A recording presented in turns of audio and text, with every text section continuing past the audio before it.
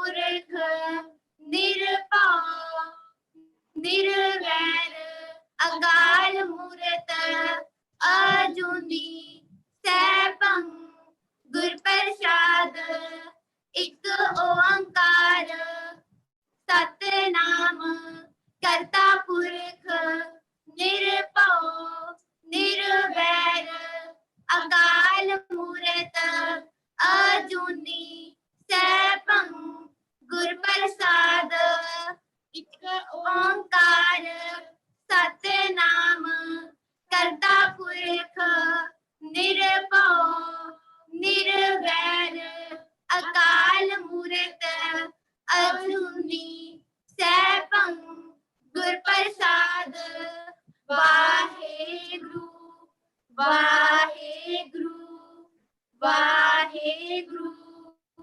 वाहेगुरु वाहेगुरु वाहेगुरु जी का खालसा वाहेगुरु जी की फतेह जी। बहुत धन्यवाद जी। पूरे परिवार ਦਾ बड़े प्रेम ਦੇ ਨਾਲ ਮਿਲ ਕੇ ਤੁਸੀਂ ਜਾਪ ਦੀ ਸੇਵਾ ਕੀਤੀ ਹੈ ਜੀ। ਸੋ ਹੁਣ ਕੀਰਤਨ ਦੀ ਸੇਵਾ ਦੀ ਆਰੰਭਤਾ ਕਰਨਗੇ ਜੀ ਹਰਮਨਪ੍ਰੀਤ ਕੌਰ, ਰਮਨਪ੍ਰੀਤ ਕੌਰ ਜੀ, ਈਪੀਪੀ ਨੰਬਰ 16181 16182। हाँ जी आरंभ करो जी कीर्तन। बोलो। वाहिगुरु जी की फतेह।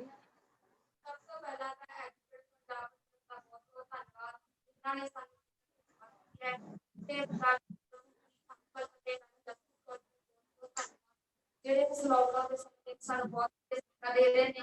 ਸਾਡਾ ਜੋ ਨਾਮ ਹੈ ਤੇ ਸਾਡੇ ਵਰਸ ਦਾ ਨਾਮ ਸਿੰਘ ਹੈ। ਅੱਜ ਅਸੀਂ ਭਾਵ ਨੂੰ ਕਸ਼ਟ ਸਾਹ ਦਾ ਸ਼ਬਦ ਬੜਾ ਮਸਰਾ ਦੇ ਪਰ ਕਰਦੇ ਸਰਵਣ ਕਰਨਾ ਚਾਹੀਦਾ। ਵਾਹਿਗੁਰੂ ਜੀ ਦਾ ਖਾਲਸਾ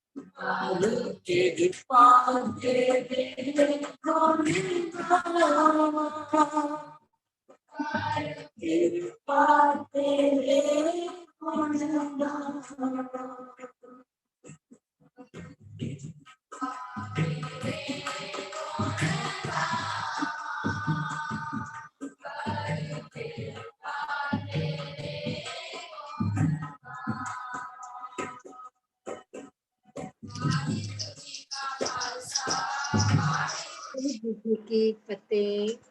बहुत बहुत धन्यवाद जी पूरे जत्थे का जिन्होंने बड़े प्रेम के नाल जो शब्द है सरवण करवाया जी। सो अज दे कैंप की शुरुआत करते हैं जी। साडे कोल तकरीबन 400 के करीब जो विद्यार्थी ने जुड़ बैठे ने और सारे बच्चों को बेनती है जिन्होंने अपनी अटेंडेंस अजे तक नहीं लगाई कृपा करके अटेंडेंस लगा दें जी। इस तो बाद जी चैट है वो थोड़ी देर लिए बंद कर दी जाएगी। और अज साडे नाल मुख बुलारे के तौर पर जुड़ रहे ने जी भाई साहब भाई गुरदीप सिंह जी कपूरथले वाले जिन्होंने असी इन्हां दी कथावां बहुत बड़े प्रेम दे नाल जिहड़ी गुरबाणी दी व्याख्या करते ने जिहड़ी कथा करते ने बहुत ही प्रेम दे नाल करते ने। बड़ा आनंद आंदा सुन के। सो इन्हां नूं बेनती की गई सी कैंप दे विच जुड़न दे लई और इन्हां ने भाई जसवीर सिंह जी की बेनती नूं प्रवान करके अज बच्चों के नाल हाज़री भर रहे ने जी। और भाई साहब जी का विषय है गुरु रामदास जी का जीवन जो साडे चौथे पातशाह होए ने गुरु रामदास जी। उन्होंने जीवन बारे सारे विद्यार्थियों के नाल चानना पाएंगे जी। मैं सारे विद्यार्थियों को बेनती करांगी कि अपनी ज्ञान गोलक जिहड़ी है जिहड़ी तुहाडी कापियां ने उन्होंने खोल के रखना और जो वीर जी दसणगे सानू जरूर उहदे ते गल्लां नूं नोट करिए। गुरु साहब जी के जीवन दे विचों जो सिक्ख्यावां मिलदियां उन्हां नूं नोट करिए ताकि उन्हां नूं पढ़ के असीं अपने जीवन दे विच अमल कर सकीए। सो बहुत बहुत स्वागत है जी भाई साहब भाई गुरदीप सिंह जी का इस कैंप दे विच। सो हुण भाई साहब जी नूं बेनती है कि विचारां दी सांझ करनगे जी। वाहिगुरू जी का खालसा वाहिगुरू जी की फतेह। सारे गुरमुख प्यारियां नूं समूह बच्चियां नूं गुरसिख साध संगत नूं वाहिगुरू जी का खालसा वाहिगुरू जी की फतेह। आप सारे ही ਵਧਾਈ ਦੇ ਪਾਤਰ ਹੋ ਜੋ ਆਪਣਾ ਕੀਮਤੀ ਸਮਾਂ ਰੁਝੇਵਿਆਂ ਭਰੀ ਜ਼ਿੰਦਗੀ ਦੇ ਵਿੱਚੋਂ ਇਹ ਪਲ ਜਿਹੜੇ ਆ ਗੁਰੂ ਸਾਹਿਬ ਦੇ ਚਰਨਾਂ ਦੇ ਨਾਲ ਜੋੜ ਕੇ ਜ਼ਿੰਦਗੀ ਨੂੰ ਸਫਲ ਕਰਦੇ। ਸਤਿਗੁਰੂ ਮਹਾਰਾਜ ਤੇ ਸਾਨੂੰ ਇਹ ਗੱਲ ਵਾਰ-ਵਾਰ ਸਮਝਾਉਂਦੇ ਆ। ਗੁਰੂ ਰਾਮਦਾਸ ਸਤਿਗੁਰੂ ਦੇ ਹੀ ਬਚਨ ਨੇ, ਆਉਦ ਘਟੈ ਦਿਨਸ ਰਹਿਣਾਰੇ, ਮਨ ਗੁਰ ਮਿਲ ਕਾਜ ਸਵਾਰੇ। ਔਦ ਮੈਨਾ ਹੁੰਦਾ ਉਮਰ, ਜਿਹੜੀ ਜੀਵਨ ਦੀ ਉਮਰ ਆ, ਜਿਹੜੀ ਜ਼ਿੰਦਗੀ ਆ, ਸਾਡੇ ਸਵਾਸ ਆ, ਉਹ ਦਿਨ ਬ ਦਿਨ ਜਿਹੜੇ ਉਹ ਘਟਦੇ ਜਾ ਰਹੇ। ਤੇ ਸਤਿਗੁਰੂ ਕਹਿੰਦੇ ਆ ਮੇਰੇ ਮਨਾ, ਗੁਰੂ ਨਾਲ ਜੁੜ ਕੇ ਆਪਣੇ ਜੀਵਨ ਦੇ ਕਾਰਜ ਨੂੰ ਸਵਾਰ। ਅੱਜ ਆਪਾਂ ਨੂੰ ਜਿਹੜਾ ਵਿਸ਼ਾ ਗੁਰੂ ਪਿਆਰਿਆਂ ਨੇ ਬਖਸ਼ਿਸ਼ ਕੀਤਾ ਆ, ਉਹ ਹੈ ਸਾਡੇ ਚੌਥੇ ਸਤਿਗੁਰੂ ਧੰਨ ਧੰਨ ਸ੍ਰੀ ਗੁਰੂ ਰਾਮਦਾਸ ਮਹਾਰਾਜ ਸੱਚੇ ਪਾਤਸ਼ਾਹ ਜੀ ਦੇ ਜੀਵਨ ਦੇ ਸੰਬੰਧ। ਤੇ ਗੁਰੂ ਰਾਮਦਾਸ ਮਹਾਰਾਜ ਤੇ ਇਹ ਗੱਲ ਵਾਰ-ਵਾਰ ਕਹਿੰਦੇ ਆ ਵੀ ਗੁਰੂ ਨੂੰ ਮਿਲ ਕੇ, ਗੁਰੂ ਦੇ ਹੋ ਕੇ, ਗੁਰੂ ਦੇ ਚਰਨਾਂ ਵਿੱਚ ਜਦੋਂ ਕੋਈ ਆਪਾਂ ਆਪ ਭੇਟ ਕਰਦਾ ਆ, ਤੇ ਸਤਿਗੁਰੂ ਫਿਰ ਉਹਦੀ ਜ਼ਿੰਦਗੀ ਨੂੰ ਪਾਰ ਲਾ ਦਿੰਦੇ ਆ। ਮੈਂ ਜੀਵਨ ਹਜ਼ੂਰ ਦਾ ਸਾਂਝਾ ਕਰਨ ਤੋਂ ਪਹਿਲਾਂ ਇੱਕ ਸਾਰੀ ਉਦਾਹਰਨ ਬੱਚਿਆਂ ਨੂੰ ਦੇਣੀ ਚਾਹੁੰਦਾ ਆ। ਸਾਰੇ ਬੱਚਿਆਂ ਨੂੰ ਇਹ ਉਦਾਹਰਨ ਕਵਾਂ, ਆਪਾਂ ਸਾਰੇ ਜਿੰਨੇ ਆ ਦੁਨੀਆ ਤੇ ਰਹਿਣ ਵਾਲੇ, ਰੋਜ਼ ਦੋ ਤਰ੍ਹਾਂ ਦਾ ਸਫ਼ਰ ਤੈਅ ਕਰਦੇ। ਹਰ ਬੰਦਾ, ਭਾਵੇਂ ਉਹ ਗਰੀਬ ਹੈ, ਭਾਵੇਂ ਅਮੀਰ ਹੈ, ਭਾਵੇਂ ਜਿੱਦਾਂ ਦਾ ਮਰਜ਼ੀ ਹੋਏ, ਦੋ ਤਰ੍ਹਾਂ ਦਾ ਸਫ਼ਰ ਉਹ ਆਪਣੇ ਜੀਵਨ ਵਿੱਚ ਕਰਦਾ ਹੈ। ਇੱਕ ਸਫ਼ਰ ਆ ਆਪਣੇ ਘਰ ਦੇ ਕਮਰੇ ਤੋਂ ਤੁਰ ਕੇ, ਜਿੱਥੇ ਆਪਾਂ ਰਹਿੰਦੇ ਹਾਂ, ਘਰ ਵਿੱਚ ਸੌਂਦੇ ਹਾਂ, ਆਪਣੇ ਕਮਰੇ ਤੋਂ ਚੱਲ ਕੇ ਸਾਧਨ ਤੱਕ ਜਾਣਾ। ਜਿਹੜਾ ਬਾਹਰ ਸਾਧਨ ਖੜੋਤਾ, ਉਹ ਸਾਈਕਲ ਹੈ, ਮੋਟਰਸਾਈਕਲ ਹੈ, ਕਾਰ ਹੈ, ਜਾਂ ਆਪਾਂ ਕਹੀਏ ਬੱਸ ਹੈ, ਟ੍ਰੇਨ ਹੈ, ਕੋਈ ਵੀ ਜਿਹੜਾ ਸਾਧਨ ਆ, ਜਦੋਂ ਆਪਾਂ ਉਹਦੇ ਤੱਕ ਜਾਂਦੇ ਆ, ਇੱਕ ਸਫ਼ਰ ਉਹ ਆ। ਦੂਜਾ ਸਫ਼ਰ ਆ ਜਦੋਂ ਅਸੀਂ ਸਾਧਨ ਤੇ ਸਵਾਰ ਹੋ ਜਾਈਦਾ, ਜਿਵੇਂ ਟ੍ਰੇਨ 'ਚ ਬੈਠ ਗਏ, ਬੱਸ ਵਿੱਚ ਬੈਠ ਗਏ, ਗੱਡੀ 'ਚ ਬੈਠ ਗਏ। ਫਿਰ ਸਾਨੂੰ ਮਿਹਨਤ ਜਿਹੜੀ ਉਹ ਘੱਟ ਕਰਨੀ ਪੈਂਦੀ ਆ, ਜਿੰਨਾ ਤੁਰ ਕੇ ਸਫ਼ਰ ਕਰਨਾ ਪੈਂਦਾ ਹੈ। ਤੁਰਨ ਨਾਲ ਜਿਹੜੀ ਥਕਾਵਟ ਹੁੰਦੀ ਆ, ਉਹ ਤੋਂ ਸੌਖਾ ਆ ਬੈਠ ਕੇ ਸਫ਼ਰ ਤੈਅ ਕਰ ਲੈਣਾ। ਇਹਦੇ ਭਾਵ ਅਰਥ ਇਹ ਬਣਦੇ ਆ, ਇੱਕ ਸਫ਼ਰ ਸਾਡੀ ਜ਼ਿੰਦਗੀ ਦਾ, ਜੀਵਨ ਦਾ ਉਹ ਆ ਜਿਹੜਾ ਅਸੀਂ ਚੱਲ ਕੇ ਗੁਰੂ ਤੱਕ ਜਾਣਾ ਹੈ, ਗੁਰੂ ਸਾਹਿਬ ਦੇ ਹੋ ਜਾਣਾ ਆ। ਗੁਰਦੁਆਰਾ ਸਾਹਿਬ ਚਲੇ, ਗੁਰੂ ਜੀ ਦੇ ਚਰਨਾਂ ਨਾਲ ਹੀ ਪਹਿਲਾ ਸਫ਼ਰ ਜਿਹੜਾ ਉਹ ਤੈਅ ਹੋ ਗਿਆ। ਜਿਹੜਾ ਦੂਸਰਾ ਸਫ਼ਰ ਆ, ਉਹ ਆ ਆਪਣਾ ਆਪ ਸਤਿਗੁਰੂ ਨੂੰ ਭੇਟ ਕਰ ਦਿੱਤਾ ਆ। ਹੁਣ ਸਤਿਗੁਰੂ ਦੀ ਮੌਜ ਹੈ, ਸਤਿਗੁਰੂ ਦਾ ਕਰਮ ਹੈ, ਸਤਿਗੁਰੂ ਦੀ ਰਹਿਮਤ ਆ, ਉਹ ਸਾਨੂੰ ਮੰਜ਼ਿਲ ਤੇ ਜ਼ਰੂਰ ਲੈ ਕੇ ਜਾਏਗਾ। ਇਵੇਂ ਹੀ ਧੰਨ ਗੁਰੂ ਰਾਮਦਾਸ ਮਹਾਰਾਜ ਜੀ ਨਾਲ ਹੋਇਆ। ਸੱਚੇ ਪਾਤਸ਼ਾਹ ਜੀ ਦਾ ਜਿਹੜਾ ਪਿਛੋਕੜ ਆ, ਉਹ ਧਰਤੀ ਆ ਲਾਹੌਰ ਦੀ। ਲਾਹੌਰ ਦੀ ਧਰਤੀ ਤੇ ਗੁਰੂ ਸਾਹਿਬਾਂ ਦੇ ਵਿੱਚੋਂ ਸਭ ਤੋਂ ਪਹਿਲਾਂ ਚਰਨ ਪਏ ਧੰਨ ਧੰਨ ਸਤਿਗੁਰੂ ਗੁਰੂ ਨਾਨਕ ਸਾਹਿਬ ਮਹਾਰਾਜ। ਸਾਡੇ ਪਹਿਲੇ ਸਤਿਗੁਰੂ, ਪਹਿਲੀ ਪ੍ਰਚਾਰਕ ਫੇਰੀ ਜਿਹੜੀ ਉਹਨਾਂ ਦੀ ਉਦਾਸੀ ਆ, ਉਹਦੇ ਵਿੱਚ ਉਹ ਲਾਹੌਰ ਗਏ। ਜਿਸ ਦਿਨ ਮਹਾਰਾਜ ਲਾਹੌਰ ਗਏ ਤੇ ਉਦਣ ਅੰਮ੍ਰਿਤ ਵੇਲਾ ਆ। ਤੇ ਅੰਮ੍ਰਿਤ ਵੇਲੇ ਕੀ ਵੇਖਦੇ ਆ ਮਹਾਰਾਜ, ਕਿ ਲੋਕ ਸ਼ਰਾਬਾਂ ਪੀ ਰਹੇ ਆ, ਲੋਕ ਮਾਸ ਖਾ ਰਹੇ ਆ, ਲੋਕੀ ਨੱਚ ਰਹੇ ਆ, ਤਰ੍ਹਾਂ ਤਰ੍ਹਾਂ ਦੇ ਜਿਹੜੇ ਸਾਜ਼ ਆ ਉਹ ਵੱਜਦੇ ਆ। ਅੰਮ੍ਰਿਤ ਵੇਲਾ ਰੱਬ ਨੂੰ ਯਾਦ ਕਰਨ ਦਾ ਸੀ, ਪਰ ਲੋਕ ਦੁਨੀਆ ਦੇ ਰੰਗਾਂ ਵਿੱਚ ਮਸਤ ਆ। ਤੇ ਧੰਨ ਗੁਰੂ ਨਾਨਕ ਸਾਹਿਬ ਭਾਈ ਮਰਦਾਨਾ ਜੀ ਨੂੰ ਇੱਕ ਬਚਨ ਕਹਿੰਦੇ ਆ, ਮਰਦਾਨਿਆਂ ਰਬਾਬ ਛੇੜ ਬਾਣੀ ਆਈ ਹੈ। ਉਹ ਸਤਿਗੁਰੂ ਨੇ ਜਿਹੜਾ ਬਚਨ ਉੱਥੇ ਬੈਠ ਕੇ ਅਲਾਇਆ, ਉਚਾਰਨ ਕੀਤਾ, ਉਹ ਬਚਨ ਅੱਜ ਵੀ ਗੁਰੂ ਗ੍ਰੰਥ ਸਾਹਿਬ 'ਚ ਸ਼ੋਭਤ ਹੈ। ਸਤਿਗੁਰੂ ਕਹਿੰਦੇ ਆ, ਲਾਹੌਰ ਸ਼ਹਿਰ ਜ਼ਹਿਰ ਕਹਿਰ ਸਵਾ ਪੈਰ। ਅੰਮ੍ਰਿਤ ਵੇਲੇ ਲਾਹੌਰ ਦੀ ਧਰਤੀ ਤੇ ਜ਼ਹਿਰ ਵਰਸ ਰਿਹਾ ਹੈ, ਕਹਿਰ ਵਰਸ ਰਿਹਾ ਹੈ, ਭਾਵ ਲੋਕਾਂ ਵਿੱਚ ਰੱਬ ਦੀ ਯਾਦ ਨਹੀਂ, ਇੱਥੇ ਕਹਿਰ ਵਰਤ ਰਿਹਾ ਹੈ। ਸਮਾਂ ਚਾਲੇ ਚੱਲਿਆ, ਦੂਸਰੇ ਪਾਤਸ਼ਾਹ ਗੁਰੂ ਅੰਗਦ ਸਾਹਿਬ ਦਾ ਸਮਾਂ ਲੰਘਿਆ, ਵੇਲਾ ਆ ਗਿਆ ਸਤਿਗੁਰੂ ਗੁਰੂ ਅਮਰਦਾਸ ਮਹਾਰਾਜ ਜੀ। ਹੁਣ ਗੁਰੂ ਅਮਰਦਾਸ ਜੀ ਗੋਇੰਦਵਾਲ ਸਾਹਿਬ ਬੈਠੇ ਆ। ਤੇ ਇੱਕ ਗੱਲ ਹਮੇਸ਼ਾ ਪੁੱਤਰੋ ਯਾਦ ਰੱਖਿਓ, ਵੀ ਗੁਰੂ ਜਿਹੜਾ ਨਾ ਉਹ ਹਮੇਸ਼ਾ ਜਾਣੀ ਜਾਣ। ਗੁਰੂ ਸਾਡੇ ਬਾਰੇ ਸਭ ਕੁਝ ਜਾਣਦਾ। ਅਸੀਂ ਦੁਨੀਆ ਦੇ ਕਿਤੇ ਵੀ ਖਾਨੇ ਬੈਠੇ ਹੋਈਏ, ਕਿਸੇ ਓਹਲੇ ਵਿੱਚ ਬੈਠੇ ਹੋਈਏ, ਪਰਦੇ ਵਿੱਚ ਬੈਠੇ ਹੋਈਏ, ਗੁਰੂ ਸਾਡੇ ਅੰਦਰ ਦੀ ਸੋਚ, ਸਾਡੇ ਅੰਦਰ ਬਾਰੇ ਸਭ ਕੁਝ ਜਾਣਦਾ। ਜਦੋਂ ਧੰਨ ਸਤਿਗੁਰੂ ਗੁਰੂ ਅਮਰਦਾਸ ਜੀ ਗੋਇੰਦਵਾਲ ਸਾਹਿਬ ਬੈਠੇ ਆ ਤੇ ਗੁਰੂ ਰਾਮਦਾਸ ਜੀ ਦਾ ਪ੍ਰਕਾਸ਼ ਹੁੰਦਾ ਆ ਲਾਹੌਰ। ਮਹਾਰਾਜ ਉਸ ਦਿਨ ਇੱਕ ਵਚਨ ਉਚਾਰਦੇ ਆ, ਲਾਹੌਰ ਸ਼ਹਿਰ ਅੰਮ੍ਰਿਤਸਰ ਸਿਫਤੀ ਦਾ ਘਰ। ਧਿਆਨ ਦਿਓ ਵੀ ਅਜੇ ਅੰਮ੍ਰਿਤਸਰ ਨਹੀਂ ਬਣਿਆ ਹੋਇਆ, ਪਰ ਸਤਿਗੁਰੂ ਜਾਣਦੇ ਆ ਵੀ 2 ਸ਼ਹਿਰ ਐਸੇ ਆ ਜਿਹੜੇ ਸਿਫਤ ਦਾ ਘਰ ਬਣ ਜਾਣਗੇ। ਕਿਉਂ? ਕਿਉਂਕਿ ਅੱਜ ਉੱਤੇ ਸੋਢੀ ਸੁਲਤਾਨ ਧੰਨ ਗੁਰੂ ਰਾਮਦਾਸ ਜੀ ਦਾ ਪ੍ਰਕਾਸ਼ ਹੋਇਆ। ਲਾਹੌਰ ਸ਼ਹਿਰ ਦੇ ਵਿੱਚ ਇੱਕ ਬਾਜ਼ਾਰ ਆ, ਜਿਸ ਬਾਜ਼ਾਰ ਦਾ ਨਾਂ ਆ ਡੱਬੀ ਬਾਜ਼ਾਰ। ਉਸ ਇਲਾਕੇ ਦਾ ਨਾਂ ਆ ਚੂਨਾ ਮੰਡੀ। ਚੂਨਾ ਮੰਡੀ ਇਲਾਕੇ ਵਿੱਚ ਬਾਜ਼ਾਰ ਦਾ ਨਾਂ ਆ ਡੱਬੀ ਬਾਜ਼ਾਰ। ਡੱਬੀ ਬਾਜ਼ਾਰ ਦੀ ਗਲੀਆਂ ਦੇ ਵਿੱਚ ਇੱਕ ਘਰ ਆ, ਬਜ਼ੁਰਗ ਦਾ ਨਾਂ ਆ ਬਾਬਾ ਠਾਕੁਰ ਦਾਸ।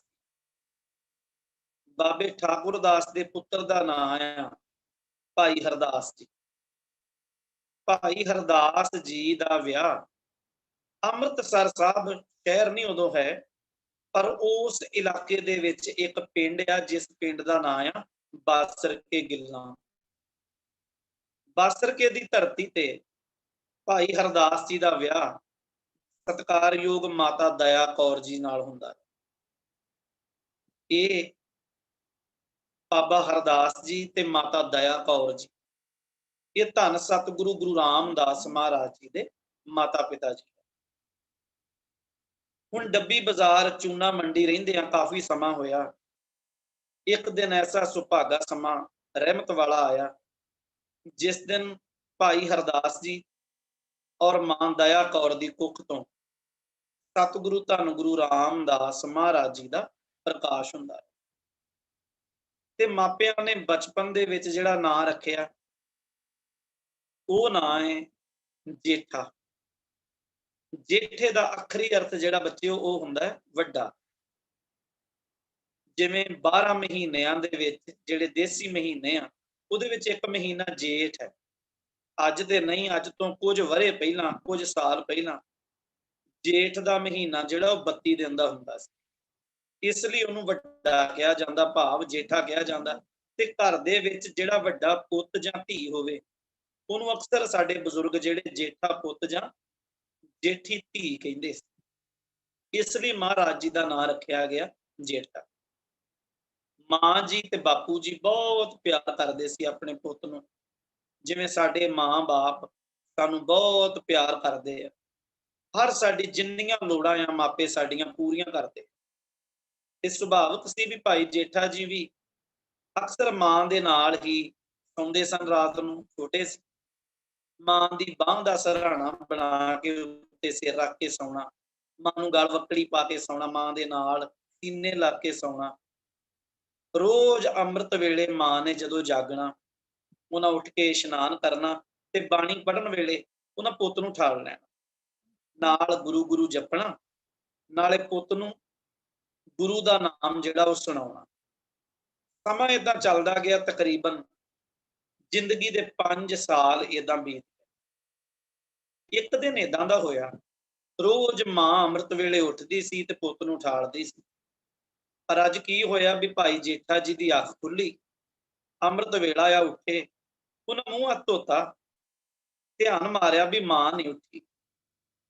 ਕੋਲ ਜਾ ਕੇ ਹੌਲੀ ਜਿਹੀ ਆਵਾਜ਼ ਦਿੱਤੀ, ਮਾਤਾ ਜੀ ਉੱਠੋ, ਵੇਖੋ ਅੱਜ ਪੁੱਤ ਤੁਹਾਡਾ ਪਹਿਲਾਂ ਹੀ ਉੱਠ ਗਿਆ। ਪਰ ਮਾਤਾ ਜੀ ਨੇ ਕੋਈ ਆਵਾਜ਼ ਨਹੀਂ ਦਿੱਤੀ। ਉਹਨਾਂ ਦੂਜੀ ਵਾਰੀ ਫਿਰ ਕੋਲ ਬਹਿ ਕੇ ਮਾਂ ਦੇ ਚਿਹਰੇ ਨੂੰ ਫੜ ਕੇ ਨਾ ਆਪਣੇ ਹੱਥਾਂ ਦੇ ਵਿੱਚ ਤੇ ਮਾਂ ਦੇ ਸੀਨੇ ਦੇ ਉੱਤੇ ਆਪਦਾ ਸਿਰ ਰੱਖ ਕੇ ਫਿਰ ਕਹਿੰਦੇ ਆ, ਮਾਂ ਉੱਠ, ਵੇਖ ਅੱਜ ਤੇਰਾ ਪੁੱਤ ਪਹਿਲਾਂ ਹੀ ਉੱਠ ਗਿਆ। ਪਰ ਮਾਂ ਦੀ ਫੇਰ ਕੋਈ ਆਵਾਜ਼ ਨਹੀਂ, ਕੋਈ ਹਿਲਜੁਲ ਨਹੀਂ। ਉਹ ਬੜੇ ਹੈਰਾਨ ਹੋਏ। ਤੀਜੀ ਵਾਰੀ ਉਹ ਨਾ ਉੱਚੀ ਦੇਣੀ ਆਵਾਜ਼ ਦੇ ਕੇ ਨਾਲੇ ਹੌਕਾ ਨਿਕਲਦਾ ਉਹਨਾਂ ਦਾ ਵੀ ਮਾਂ ਕਿਉਂ ਨਹੀਂ ਉੱਠਦੀ, ਵੀ ਮਾਤਾ ਜੀ ਉੱਠੋ, ਕੀ ਗੱਲ ਹੋਈ। ਇੰਨੀ ਜਦੋਂ 2-3 ਆਵਾਜ਼ਾਂ ਬਾਪੂ ਨੇ ਸੁਣੀਆਂ, ਉਹ ਆਪਣੇ ਪੁੱਤ ਕੋਲ ਆਏ, ਕਹਿਣ ਲੱਗੇ ਬੇਟਾ ਕੀ ਹੋਇਆ।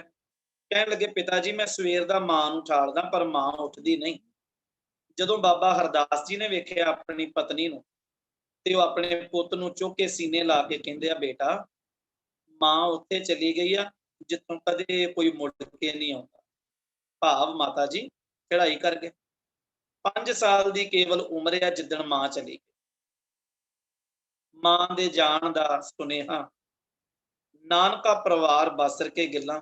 ਇਹ ਵੀ ਯਾਦ ਰੱਖਿਓ ਵੀ ਜਿੱਥੇ ਗੁਰੂ ਰਾਮਦਾਸ ਜੀ ਦੇ ਨਾਨਕੇ ਆ ਨਾ, ਉਸੇ ਹੀ ਪਿੰਡ ਦੇ ਸਤਿਗੁਰੂ ਗੁਰੂ ਅਮਰਦਾਸ ਮਹਾਰਾਜ ਆ।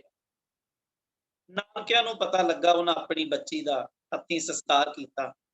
ਕੁਝ ਦਿਨ ਲੰਘੇ ਤੇ ਜਿਹੜੀ ਗੁਰੂ ਰਾਮਦਾਸ ਸਾਹਿਬ ਜੀ ਦੀ ਨਾਨੀ ਆ, ਉਹ ਗੁਰੂ ਰਾਮਦਾਸ ਦੇ ਪਿਤਾ ਜੀ ਨੂੰ, ਭਾਵ ਆਪਣੇ ਜਵਾਈ ਨੂੰ, ਪ੍ਰਾਹੁਣੇ ਨੂੰ ਕਹਿਣ ਲੱਗੇ, ਬੇਟਾ ਵੀ ਮੇਰਾ ਪੁੱਤ ਬਹੁਤ ਛੋਟਾ ਜਿਹਾ ਆ, ਜਿਹੜਾ ਜੇਠਾ ਆ, ਹੋ ਸਕਦਾ ਹੈ ਵੀ ਕਦੀ ਮਾਂ ਦੇ ਨਾਲ ਇਹਨੇ ਰੋਸੇ ਵੀ ਕੀਤੇ ਹੋਣ, ਮਾਂ ਦੇ ਨਾਲ ਕਦੀ ਬੈਠਾ ਹੋਇਆ, ਕਦੀ ਜਿੱਦ ਵੀ ਕੀਤੀ ਹੋਏਗੀ, ਪਰ ਏਦਾਂ ਆ ਵੀ ਤੂੰ ਇਸ ਮੇਰੇ ਬੱਚੇ ਨੂੰ ਕਦੇ ਝਿੜਕੀ ਨਾ, ਇਹਨੂੰ ਹਮੇਸ਼ਾ ਆਪਦੇ ਸੀਨੇ ਨਾਲ ਲਾ ਕੇ ਰੱਖੀ, ਕਿਉਂਕਿ ਮਾਂ ਵਾਲਾ ਪਿਆਰ ਵੀ ਤੂੰ ਦੇਣਾ ਹੈ ਤੇ ਬਾਪੂ ਵਾਲਾ ਪਿਆਰ ਵੀ ਤੂੰ ਦੇਣਾ ਹੈ। ਬਾਬਾ ਹਰਦਾਸ ਜੀ ਨੇ ਆਪਣੇ ਪੁੱਤ ਨੂੰ ਬੜਾ ਸਤਿਕਾਰ ਦਿੱਤਾ, ਬੜਾ ਹੀ ਪਿਆਰ ਦਿੱਤਾ, ਬੜੇ ਲਾਡ ਲਡਾਏ। ਹੌਲੀ ਹੌਲੀ ਸਮਾਂ ਆਪਣੀ ਚਾਲੇ ਤੁਰਿਆ ਗਿਆ। 7 ਸਾਲ ਦੇ ਜਿੱਦਣ ਹੋਏ ਗੁਰੂ ਰਾਮਦਾਸ ਜੀ ਭਾਈ ਜੇਠਾ ਜੀ, ਅੱਜ ਐਸੀ ਘਟਨਾ ਘਟੀ ਕਿ ਗੁਰੂ ਰਾਮਦਾਸ ਦੇ ਪਿਤਾ ਜੀ ਵੀ 7 ਸਾਲ ਦੀ ਉਮਰ ਵਿੱਚ ਚੜ੍ਹਾਈ ਕਰ ਗਏ। ਗੁਰੂ ਰਾਮਦਾਸ ਜੀ 5 ਸਾਲ ਦੇ ਸੀ ਜਿੱਦਣ ਮਾਂ ਚਲੀ ਗਈ, 7 ਸਾਲ ਦੇ ਸੀ ਜਿੱਦਣ ਬਾਪੂ ਜੀ ਚਲੇ। ਹੁਣ ਕੋਈ ਨਾ ਰਹਿ ਗਿਆ। ਔਰ ਇਹ ਗੱਲ ਹਮੇਸ਼ਾ ਸਾਰੇ ਆਪਾਂ ਯਾਦ ਰੱਖੀਏ, ਜਿਹੜਾ ਪਿਆਰ ਮਾਂ ਤੇ ਪਿਤਾ ਦੇ ਸਕਦਾ ਹੈ ਨਾ ਤੇ ਉਹ ਮਾਂ ਦੀਆਂ ਸਕੀਆਂ ਭੈਣਾਂ ਤੇ ਭਰਾ, ਭਾਵ ਮਾਮੇ ਤੇ ਮਾਸੀਆਂ ਨੇ ਦੇਣਾ। ਜਿਹੜਾ ਪਿਆਰ ਪਿਤਾ ਕਰਦਾ ਹੈ ਨਾ, ਉਹ ਪਿਆਰ ਪਿਤਾ ਦੇ ਸਕੇ ਭਰਾ, ਚਾਚੇ ਤੇ ਤਾਏ ਨਹੀਂ ਦੇ ਸਕਦੇ। ਇਸ ਲਈ ਪਹਿਲੀ ਗੱਲ ਸਭ ਤੋਂ ਇਹ ਜ਼ਰੂਰੀ ਆ ਵੀ ਮਾਂ ਪਿਓ ਦਾ ਜਿੰਨਾ ਸਤਿਕਾਰ ਹੁੰਦਾ ਘੱਟ ਆ, ਵੱਧ ਤੋਂ ਵੱਧ ਸਤਿਕਾਰ ਕਰਿਆ। ਮਾਂ ਪਿਓ ਨਾਲ ਨਾ ਲੜਿਆ ਕਰੀਏ, ਕਦੀ ਵੀ ਨਾ ਲੜਿਆ ਕਰੀਏ।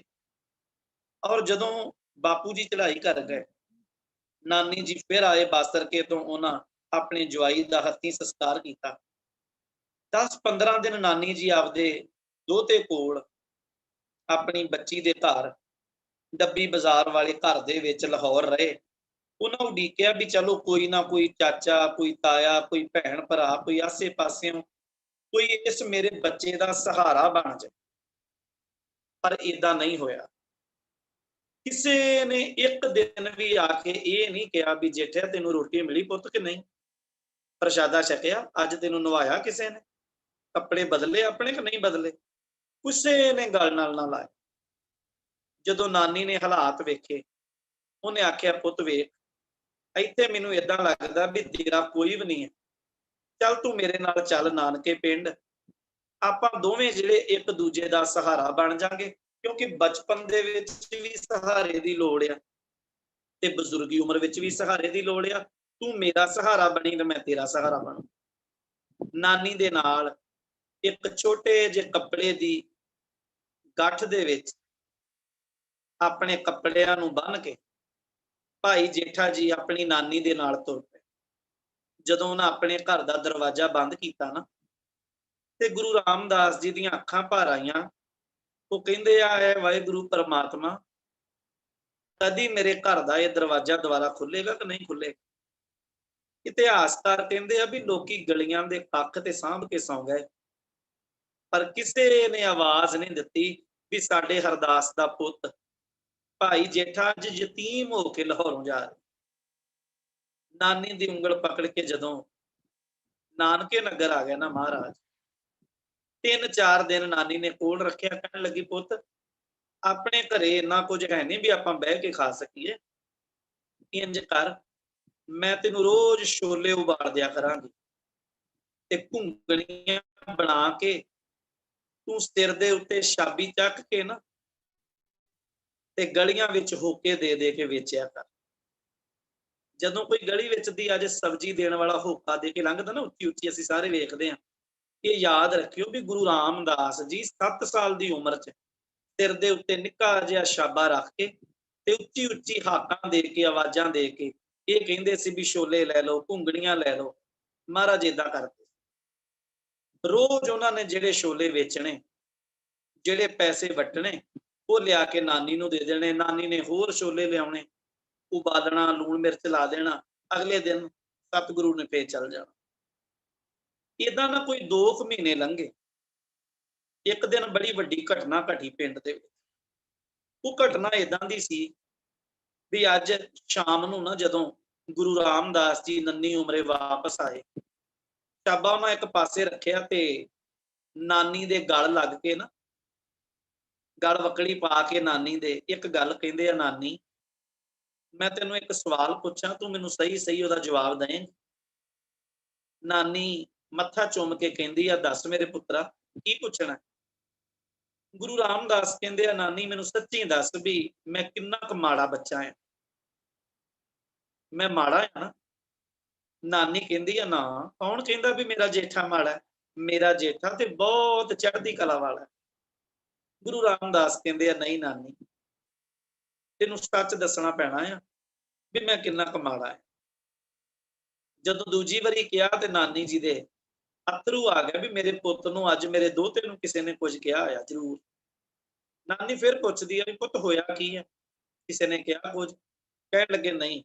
नानी पहला मैनूं इस गल दा जवाब दे भी मैं किन्ना क माड़ा आ। नाले महाराज दे अथरू डिग पए, नानी दे भी अथरू डिगे। कहण लगी पुੱਤ गल दसेगा ते पता लगेगा भी की होया। कहण लगे नानी अज जदों ना मैं वापस आ रहा सी घुंगणियां वेच के, थोड़ियां जिहियां घुंगणियां वध गईयां ते जदों मैं पिंड विच दी एक गली चों लंघ रिहा, निक्के निक्के बच्चे खेडदे, मैं सोचिया भी चल इन्हां नूं घुंगणियां दे दियां, वधियां भी ते हैन। पर जदों मैं उन्हां दे कोल आया ते एक बजुर्ग माता ने सारे बच्चियां नूं अंदर वाड़ के ना ते बाहरों बूहा ला दित्ता। बच्चे उच्ची उच्ची आवाज़ां दिंदे आ, दादी असीं घुंगणियां लैणियां जेठे कोलों। ते ओह बजुर्ग दादी कहंदी आ, नहीं जेठा यतीम बच्चा आ, ते जे तुहाडे उत्ते यतीम दा परछावां पै गया ना ते तुसीं भी इदां दे हो जाना आ। इस लई यतीम बच्चियां दे परछावियां ते थल्ले नहीं रहीदा। ये गल जदों नानी ने सुनी ना ते ओह बड़ी हैरान होई।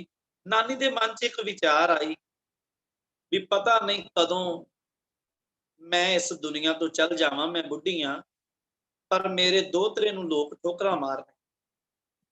नानी नूं इस गल दा पता है भी साडे पिंड दे आ धन गुरु अमरदास महाराज जी, ते गुरु अमरदास महाराज जी नूं असीसां दित्तियां सी गुरु अंगद साहिब ने भी अमरदास महाराज नूं 13 बख्शिशां दित्तियां सी।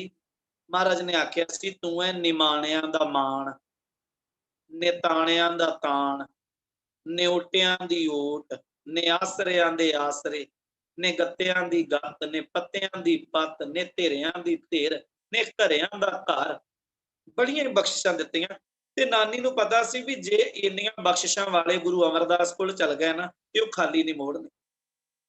हुण इत्थे याद रखियो, जदों कोई आसरा ना रह जाए लोग उदों सतगुरु कोल जांदे आ, पर मैं ये कहां सब तो सच्चा ते सुच्चा आसरा ही सतगुरु कोल आ। गुरु कोल चले जाइए आपां नूं किसे दे आसरियां दी लोड़ ही नहीं पैणी। नानी ने दोते नूं नाल लिया ते नानी जी गोविंदवाल साहब आ गए, महाराज नूं मत्था टेकिया। जदों भाई जेठा जी ने मत्था टेकिया, गुरु अमरदास बड़े प्यार नाल तकदे।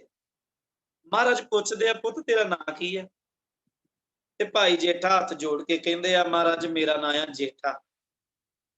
ते नानी जी एक गल कहंदे आ, धन गुरु अमरदास महाराज सच्चे पातशाह मैं कंधी ते रुखड़ा आ, मेरा पता नहीं मैं कदों मैनूं कुछ हो जाए, पर मेरा निक्का जिहा मासूम दोता आ।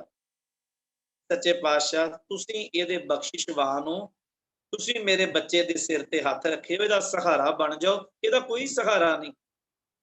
धन गुरु अमरदास ना हस पे, मुस्कुरा पे। नानी विचारी हथ जोड़ के कहंदी, महाराज मैं कुछ गलत किया? कहण लगे नहीं नहीं, तुसीं कहंदे हो इहदा सहारा है नहीं कोई, पर सच्ची गल इह आ कि इह दुनिया दा सहारा बनेगा। जिहदा कोई सहारा ना होया करेगा वो इहदे दर ते आया करे। धन गुरु रामदास महाराज ने सेवा शुरू कर दित्ती सतगुरु गुरु अमरदास जी दे घर। ਔਰ ਸੇਵਾ ਇਦਾਂ ਸਾਰਾ ਦਿਨ ਸਾਰੀ ਰਾਤ ਉਹਨਾਂ ਨੇ ਇਹ ਨਹੀਂ ਕਦੀ ਸੋਚਿਆ ਵੀ ਮੈਂ ਆਰਾਮ ਕਰਨਾ ਆ, ਮੈਂ ਸੌਣਾ ਆ। ਬਸ ਸਾਰਾ ਦਿਨ ਲੰਗਰ ਦੀ ਸੇਵਾ, ਝੂਠੇ ਬਰਤਨਾਂ ਦੀ ਸੇਵਾ, ਜੋੜੇ ਝਾੜਨ ਦੀ ਸੇਵਾ, ਟਾਟ ਝਾੜਨ ਦੀ ਸੇਵਾ, ਦਰੀਆਂ ਝਾੜਨੀਆਂ, ਝਾੜੂ ਲੈ ਕੇ ਲੱਗੇ ਰਹਿਣਾ। ਗੁਰੂ ਅਮਰਦਾਸ ਰੋਜ਼ ਵੇਖਦੇ ਸਨ, ਪਰ ਮਹਾਰਾਜ ਨੇ ਕਦੀ ਕੁਝ ਨਹੀਂ ਸੀ ਕਿਹਾ। ਬਸ ਇਹ ਵੇਖਿਆ ਸੀ ਵੀ ਸੇਵਾ ਕਿੰਨੀ ਹੈ। ਮੈਂ ਇੱਕ ਗੱਲ ਸਾਰਿਆਂ ਨੂੰ ਜ਼ਰੂਰ ਕਹਾਂ, ਇਹ ਪੁੱਤਰੋ ਯਾਦ ਰੱਖਿਓ, ਸਾਰੇ ਗੁਰਮੁਖ ਪਿਆਰੇ ਜਿੰਨੀ ਸੰਗਤ ਜੁੜੀ ਆ, ਗੁਰੂ ਨਾਨਕ ਸਾਹਿਬ ਦੇ ਘਰ ਵਿੱਚ ਨਾ ਜਿਹਨੇ ਸਿੱਖਿਆ ਲਈ ਆ, ਉਹਦੀ ਪ੍ਰੀਖਿਆ ਜ਼ਰੂਰ ਹੁੰਦੀ। ਆਪਾਂ ਕਈ ਵਾਰੀ ਸੋਚਦੇ ਆ ਵੀ ਮੈਂ ਪਾਠ ਕਰਦਾ ਆ, ਪਰ ਮੇਰੇ ਤੇ ਦੁੱਖ ਵਧੀ ਜਾ ਰਿਹਾ, ਮੈਂ ਗੁਰਦੁਆਰਾ ਸਾਹਿਬ ਵੀ ਜਾਣਾ ਆ, ਮੇਰਾ ਆਹ ਕੰਮ ਨਹੀਂ ਹੋ ਰਿਹਾ, ਮੈਂ ਬਾਣੀ ਵੀ ਪੜ੍ਹਦਾ ਆ, ਪਰ ਨਾਲ ਅਸੀਂ ਇਹ ਕਹਿੰਦੇ ਵੀ ਸਾਡਾ ਗੁਆਂਢੀ ਕਿਤੇ ਗੁਰਦੁਆਰੇ ਨਹੀਂ ਜਾਂਦਾ ਜਾਂ ਉਹ ਇਦਾਂ ਕਰਦਾ ਆ, ਉਹਦਾ ਕੰਮ ਬੜੀ ਛੇਤੀ ਹੁੰਦਾ ਹੈ। ਗੁਰੂ ਸਾਨੂੰ ਪਰਖਦਾ ਆ ਵੀ ਇਹ ਕਿੰਨਾ ਕੁ ਚਿਰ ਮੇਰੇ ਨਾਲ ਜੁੜਿਆ ਰਹਿੰਦਾ ਹੈ। ਇਹ ਹਮੇਸ਼ਾ ਯਾਦ ਰੱਖਿਓ ਵੀ ਗੁਰੂ ਕਦੀ ਸਿੱਖ ਦੇ ਮੋਢੇ ਨਹੀਂ ਲੱਗਣ ਦਿੰਦਾ, ਪਰ ਗੁਰੂ ਪ੍ਰੀਖਿਆ ਜ਼ਰੂਰ ਲੈਂਦਾ ਆ। ਜਿਵੇਂ ਆਪਾਂ ਸਕੂਲ ਵਿੱਚ ਵਿੱਦਿਆ ਲਈਏ ਤੇ ਸਾਡੀ ਪ੍ਰੀਖਿਆ ਹੁੰਦੀ ਹੈ ਨਾ, ਪ੍ਰੀਖਿਆ ਗੁਰੂ ਦੇ ਘਰ ਵਿੱਚ ਵੀ ਹੋਣੀ ਹੈ। ਮਹਾਰਾਜ ਵੇਖਦੇ ਰਹੇ, ਸਮਾਂ ਲੰਘਦਾ ਗਿਆ। ਇੱਕ ਦਿਨ ਐਸਾ ਆਇਆ, ਮਹਾਰਾਜ ਜੀ ਹੁਣ ਇੱਥੇ ਰਹਿ ਕੇ ਕਾਫੀ ਸਮਾਂ ਲੰਘ ਗਿਆ ਤੇ ਸਤਿਗੁਰੂ ਵੱਡੇ ਹੋ ਗਏ, ਜਵਾਨ ਹੋ ਗਏ। ਬਹੁਤ ਸੋਹਣਾ ਮਹਾਰਾਜ ਦਾ ਚਿਹਰਾ, ਰੰਗ ਸਰੂਪ ਜਿਹੜਾ ਆ, ਤੇ ਮਹਾਰਾਜ ਜੀ ਦਾ ਦਾੜਾ ਬਹੁਤ ਲੰਮੇਰਾ ਸੀ। ਸੇਵਾ ਬੜੀ ਕਰਦੇ ਆ, ਕਦੀ ਉਹਨਾਂ ਇਹ ਨਹੀਂ ਵੇਖਿਆ ਵੀ ਮੇਰੇ ਹੱਥ ਕੱਪੜੇ ਜਿਹੜੇ ਉਹ ਮਿੱਟੀ ਨਾਲ ਲਿਬੜੇ ਆ, ਬੇਪਰਵਾਹ। ਇੱਕ ਦਿਨ ਗੁਰੂ ਅਮਰਦਾਸ ਜੀ ਦੇ ਜਿਹੜੇ ਮਹਿਲ ਆ, ਭਾਵ ਮਹਾਰਾਜ ਗੁਰੂ ਅਮਰਦਾਸ ਜੀ ਦੀ ਜਿਹੜੀ ਪਤਨੀ ਆ, ਉਹਨਾਂ ਦਾ ਨਾਂ ਆ ਬੀਬੀ ਮਨਸਾ ਦੇਵੀ। 4 ਬੱਚੇ ਆ ਗੁਰੂ ਅਮਰਦਾਸ ਜੀ ਦੇ। ਸਭ ਤੋਂ ਵੱਡਿਆਂ ਦਾ 2 ਪੋਤੇ ਆ ਵੱਡੇ, ਉਹਨਾਂ ਦਾ ਨਾਂ ਆ ਬਾਬਾ ਮੋਹਨ ਜੀ ਤੇ ਬਾਬਾ ਮੋਹਰੀ ਜੀ। 2 ਧੀਆਂ ਗੁਰੂ ਅਮਰਦਾਸ ਜੀ ਦੀਆਂ, ਬੀਬੀ ਦਾਨੀ ਜੀ ਤੇ ਬੀਬੀ ਭਾਨੀ। ਬੀਬੀ ਭਾਨੀ ਜੀ ਛੋਟੇ ਸੀ। ਇੱਕ ਦਿਨ ਮਾਂ ਮਨਸਾ ਦੇਵੀ ਜੀ ਕਹਿਣ ਲੱਗੇ, ਗੁਰੂ ਅਮਰਦਾਸ ਜੀ ਆਪਣੇ 3 ਬੱਚੇ ਜਿਹੜੇ ਆ, 2 ਤਿੰਨਾਂ ਚੋਂ ਵਿਆਹੇ ਗਏ, ਬਾਬਾ ਮੋਹਨ ਜੀ ਦਾ ਤਾਂ ਵਿਆਹ ਹੋਇਆ ਨਹੀਂ, ਉਹ ਵਿਰक्त ਸਾਧੂ ਸੀ।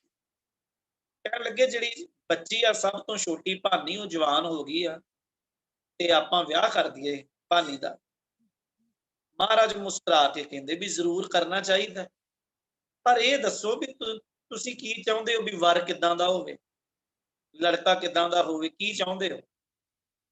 ਮਾਂ ਮਨਸਾ ਦੇਵੀ ਜੀ ਮੁਸਕਰਾ ਕੇ ਕਹਿੰਦੇ, ਮਹਾਰਾਜ ਉਹ ਸਾਹਮਣੇ ਟੋਕਰੀ ਚੁੱਕੀ ਹੋਈ ਜੇਠਾ ਨਹੀਂ ਤੁਰਿਆ ਆ ਰਿਹਾ, ਮਹਾਰਾਜ ਏਦਾਂ ਦਾ ਸੋਹਣਾ ਸੁਨੱਖਾ ਹੋਵੇ, ਜਵਾਨ ਹੋਵੇ, ਪੱਬਦਾ ਹੋਵੇ। ਮਹਾਰਾਜ ਕਹਿੰਦੇ ਵੀ ਜੇਠੇ ਵਰਗਾ ਹੀ ਕਿਉਂ, ਜੇਠਾ ਹੀ ਕਿਉਂ ਨਾ ਹੋਵੇ? ਮਾਂ ਮਨਸਾ ਦੇਵੀ ਕਹਿਣ ਲੱਗੇ, ਮਹਾਰਾਜ ਜਿੱਥੇ ਤੁਸੀਂ ਮੋਹਰ ਲਾ ਦਿੱਤੀ ਵਿਆਹ ਤਾਂ ਉੱਥੇ ਹੀ ਹੋਣਾ ਆ, ਪਰ ਮੈਂ ਚਾਹੁੰਦੀ ਵੀ ਜੇਠੇ ਨਾਲ ਨਾ ਹੋ। ਮਹਾਰਾਜ ਕਹਿੰਦੇ ਕਿਉਂ? ਹੁਣ ਧਿਆਨ ਦੇ ਕੇ ਸੁਣਿਓ, ਮੇਰੀਆਂ ਬੱਚੀਆਂ, ਮੇਰੀਆਂ ਧੀਆਂ, ਮੇਰੀਆਂ ਭੈਣਾਂ, ਮੇਰਾ ਪਰਿਵਾਰ, ਸਾਰੇ ਅਸੀਂ ਜੁੜੇ ਹੋਏ ਆ। ਅਸੀਂ ਸਾਰੇ ਮਤਲਬ ਧੀਆਂ ਦੇ ਭੈਣਾਂ ਦੇ ਰਿਸ਼ਤੇ ਕਰਦੇ ਆ ਨਾ, ਜਦੋਂ ਅਸੀਂ ਸਾਰੇ ਇਹ ਚੀਜ਼ਾਂ ਵੇਖਦੇ ਆ ਵੀ ਲੜਕਾ ਕਿੱਦਾਂ ਦਾ ਆ, ਉਹ ਕੰਮ ਕੀ ਕਰਦਾ, ਉਹਦੀ ਪੈੜੀ ਕਿੰਨੀ ਆ, ਉਹ ਬਾਹਰ ਸੈੱਟ ਆ, ਪੈਸਾ ਬੈਲੈਂਸ ਸਾਰਾ ਕੁਝ ਵੇਖਦੇ ਆ।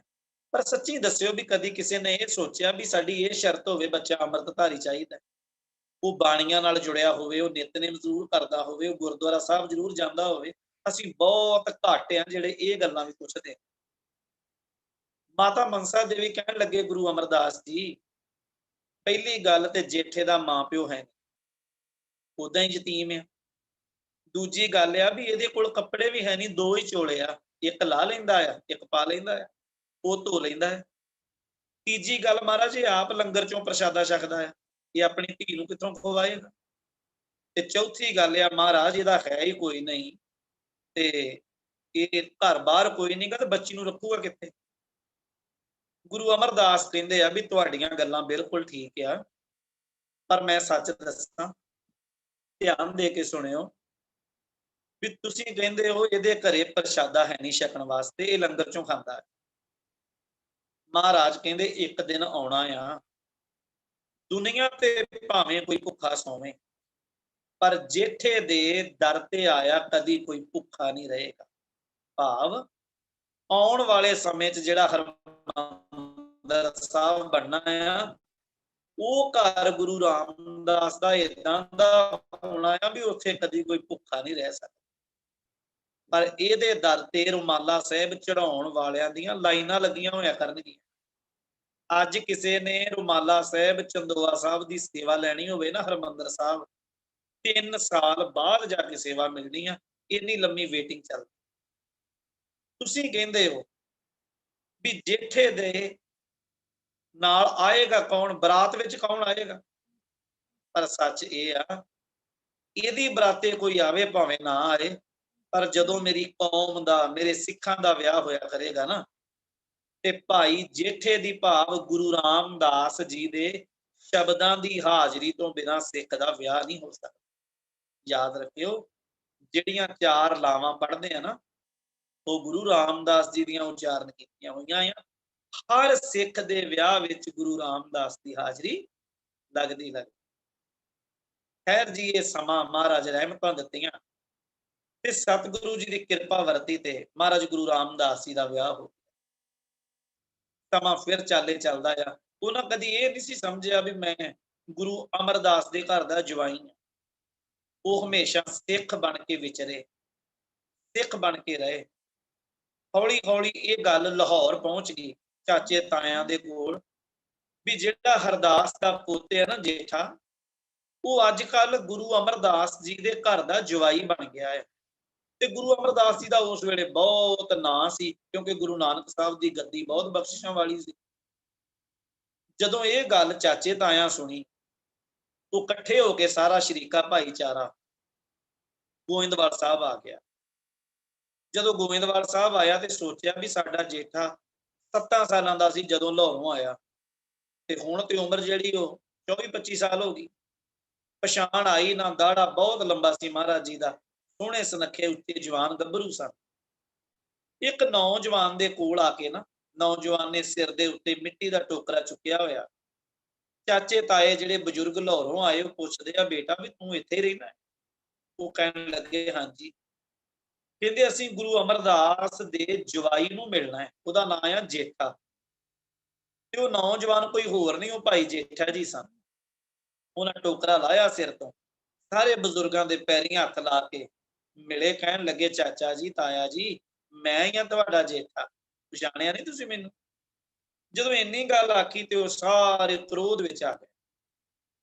ਉਹ ਕਹਿਣ ਲੱਗੇ ਵੀ ਜੇ ਗੁਰੂ ਅਮਰਦਾਸ ਦੇ ਘਰ ਆ ਕੇ ਜਵਾਈ ਬਣ ਕੇ ਟੋਕਰੀ ਢੋਣੀ ਸੀ ਮਿੱਟੀ ਦੀ, ਤੇ ਲਾਹੌਰ ਹੀ ਢੋ ਲੈਂਦਾ ਕੰਮ, ਉੱਥੇ ਦਿਹਾੜੀ ਡੱਪਾ ਕਰੀ ਜਾਂਦਾ।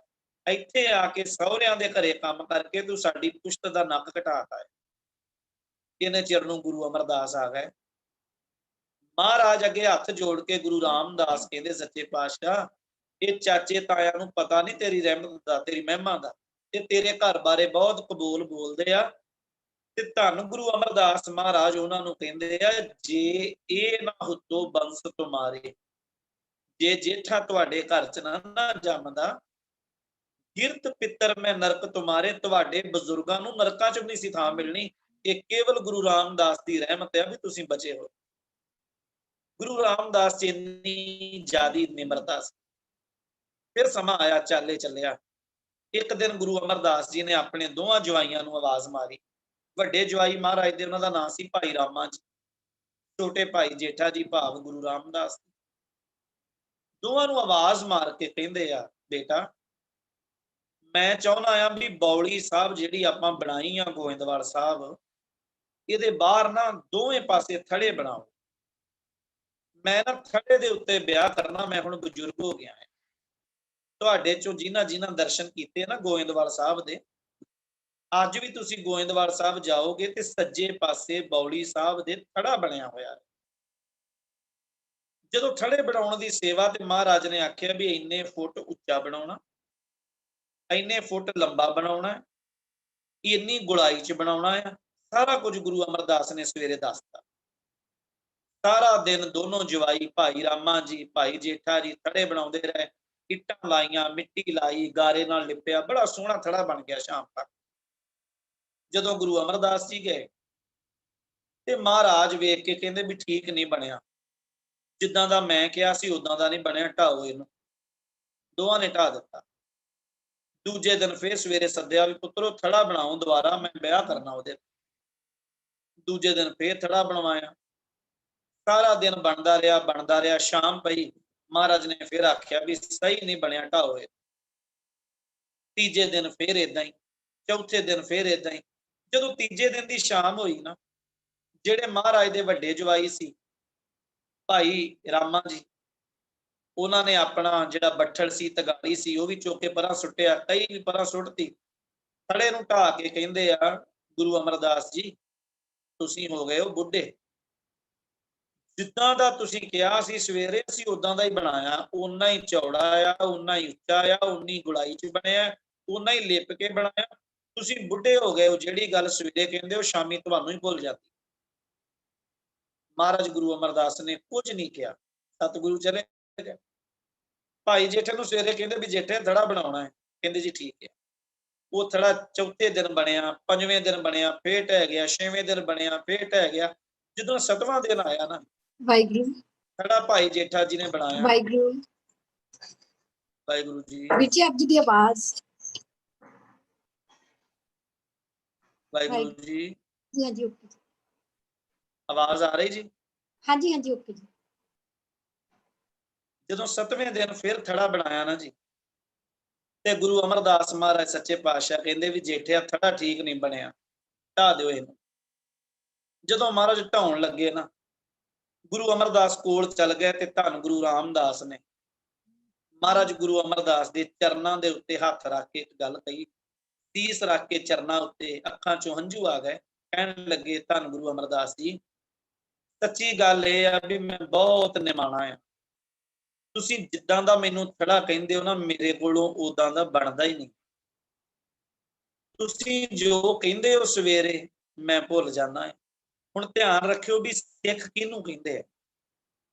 ਭਾਈ ਰਾਮਾ ਸਿਰਫ ਜਵਾਈ ਬਣਿਆ, ਉਹ ਸਿੱਖ ਨਹੀਂ ਬਣ ਸਕਿਆ। ਜੋ ਸਵੇਰੇ ਕਹਿੰਦੇ, ਜੇਠਾ ਜੀ ਕਹਿੰਦੇ ਮਹਾਰਾਜ ਮੈਂ ਜੋ ਸਵੇਰੇ ਸੁਣਦਾ ਆ ਮੈਂ ਸ਼ਾਮੀ ਭੁੱਲ ਜਾਂਦਾ। ਭਾਵ ਅਰਥ ਕੀ ਆ ਵੀ ਗੁਰੂ ਨਹੀਂ ਕਦੀ ਭੁੱਲਣਹਾਰਾ, ਸਿੱਖ ਹਮੇਸ਼ਾ ਭੁੱਲਦਾ ਹੈ।